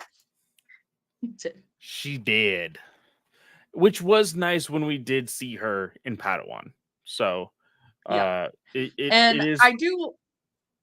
I do like sorry, last thing. I do like how the Fallen Star kind of is a metaphor for Stellan at the same time it is for Starlight Beacon. And when the fall of Starlight Beacon came out in the first excerpt for this, or no, it wasn't even the excerpt, it was the out of print copy with the art of Starlight Beacon in flames falling into the water. And you're like, what are they hiding? But then the Yeah. interview Claudia did told us that Stellan wasn't originally supposed to die, but as she was writing, she realized that Stellan needed to die to really put the rest of the impact in because he was such a focal point of the book. And I completely agree. As much as I hate it, Stellan needed to die. So, anyways, It was something Mitt, that I was just gonna say it was something that I feel like probably needed to be done as well, just because of the fact that there was something between Avar and Stellan that, yeah, it would have been nice if they would have come to terms with one another and been like, okay, yeah, this was kind of silly and childish, this kind of headbutting that we were doing. But I think it yeah, really did push so much more in, hey, I'm going to make this sacrifice. And it's not for selfish gain or whatsoever, because we know that because of the rising storm, you know, the public, like everybody watching the Hollows, saw Stellan crying in the events of the festival. And so they put so much weight on his shoulders. And because of that, that's yeah, the real reason why he was put in charge, was because everything that was kind of like, oh, we already saw you as what would be the face of the Jedi Order. Maybe you should go ahead and be that, you know? yeah, yeah. And it sucks. Seeing that because I wanted Avar and Stellan to kind of reunite, but it wasn't meant to be. And y'all, if you've read this book and have not looked at issue 15 of the Marvel comic, that packs even more of a punch to the rest of this. Anyways, final book, Midnight Horizon, Daniel Jose Older. This is number 2 for me for anything High Republic. This book packs so much emotional punch with Cantum Sai's backstory into how he originally left the Jedi Order how they originally left the Jedi Order as a Padawan. But then they ended up coming back and reuniting with Yoda, and Yoda was like, "You'd come back." Um, so it was so powerful to kind of see them come to terms with everything and realized that they wanted to serve a greater purpose with bringing Lula into the Jedi Order. And it kind of shows you that, hey, the Jedi at one point brought in people who weren't necessarily babies into the Jedi Order because Lula was like 5 or 6. I think even a little older than that, actually. But Handsome immediately they became such a powerful character, and it just really made me look at the High Republic Adventures a different way after reading this. And I loved returning to Corellia because that's where they go. The Nihil is suspected to attack on the on Corellia, which is in the galactic core, which is the closest the Nihil has come into the center of the Republic. So Comac, Cantum, Wreath, and Ram Jamaram all head into Corellia and come into contact with a young security specialist named Crash. And they all work together to kind of protect Corellia while getting into some really cool ship technology, which suits Ram. And Wreath also comes to term with a lot of things and enables him. Like, you just really see a big change in Wreath from Into the Dark to this book. And it shows because Wreath ends up becoming a Jedi Knight at the end. But the shocker of it all was that Comac actually chooses to leave the Jedi Order at the end of this and hands Wreath his lightsaber after knighting Wreath with Master Yoda, who makes his return and says, I'm done, because he had felt Orla die and couldn't come to terms with how he was supposed to handle that as a Jedi Knight and had been struggling with the war effort between the Jedi and the Nihil the entire time. So this one like is another 5 for me just because like I'm about to tear up just talking about it again, y'all. What is this for you? This for me, I love this book just because I think Ram and Wreath being together in this book, absolutely hilarious. Absolutely. With so much going on with the war with the Nihil and everything being so serious, I was not expecting this book to be so funny. And funny in a way that was truly unexpected. Mhm. Ram and Wreath had so much heart in this. Their team ups with Crash, being so naive in some of these situations, not knowing like Crash is definitely not the person that she says she is, and basically is like scheming with them and scamming them in some points. And then, but they are also not completely stupid to the whole idea. But like that one fight scene, that one bar fight basically that Crash starts, and how like Wreath and Ram are both dressed up in like this old like ancient species garb of like assassins, and they're completely scared out of their minds when this whole fight is going on.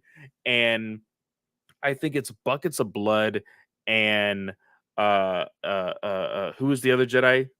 Their name was the one that left the order at the end. Comac and Cantum. Buckets of Blood So, doesn't make an appearance in this. that's right, that's right. Cantum and what was the other one? Comac. Comac. They just walk in while everybody's fighting, and they see their Padawans just completely like scared out of their mind. Absolutely hilarious.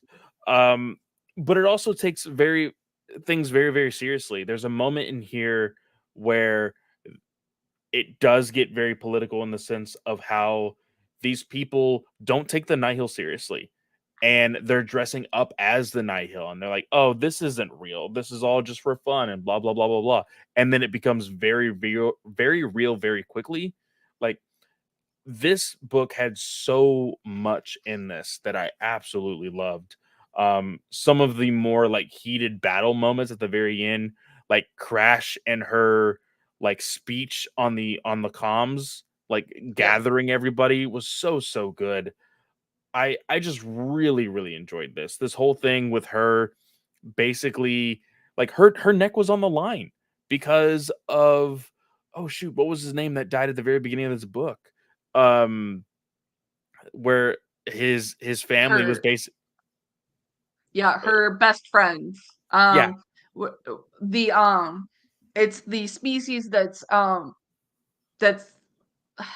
Lady Proxima's species yes, from Solo.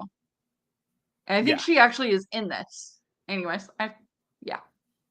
But yeah, like they were ready to kill her, like from the very start of this book all the way to the very end when they finally realized what had happened. So tensions were high. I love this book as well. Cormac's story was very, very heartbreaking at times.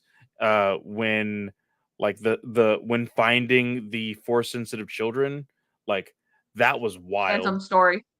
Is that sorry, Cansom's story. Uh yeah, like it was so good. Yoda's return. I had not finished Adventures yet, so I was completely lost as of what was going on with Yoda's character until I went back and read Adventures. Uh but it's still it all connects and it all makes sense, and I absolutely love it. This I would give out of the young adult, right? This is the young adult novels. Yeah. Uh I would say this one is above. I think this would be above all of them, and I would give this a 4.75 because it's not. Well, probably out of all of them, I would give this one the 5 compared to the other two being the 4.2 and the 4.5. Gotcha. Well, y'all, that brings us to the end of a very long episode, which I don't think we were expecting to go this long. So if you're still here, we appreciate you. Um, but y'all can find me on Twitter and Instagram. It's at Slice of Katie. Um, this show you can find on Instagram and Twitter as well. It's at Star Wars Alliance without the A, and the war is very important. Don't forget it. Um, next up, we're actually taking a week off next week. I may convince Clay still as of yet to do a Lego review, but we'll see what happens. So that may be a surprise. So if you're here next week, then I'm sorry. You're just thanks for being Just here. We appreciate it. just remember, guys, if you have finally finished Padawan, we do have a review. So instead of just twiddling your thumbs next Thursday, you can definitely listen to our Padawan review. And I don't know if any of y'all who are listening to this have also gotten to read the Princess and the Scoundrel early, but we have our review for that as well. So if you would like to listen to that, you can always do that. But you can always find me at FanboyClay on Twitter. Go into the link tree that I have in my bio. You can find the links to all the shows that I host, that including Batman News Weekly, DC Alliance, Ranger Alliance, and of course, right here at Star Wars Alliance. Y'all, I want to show a great day or night, whatever time of day you are listening or watching. And we will see y'all next time. May the force be with you. See ya.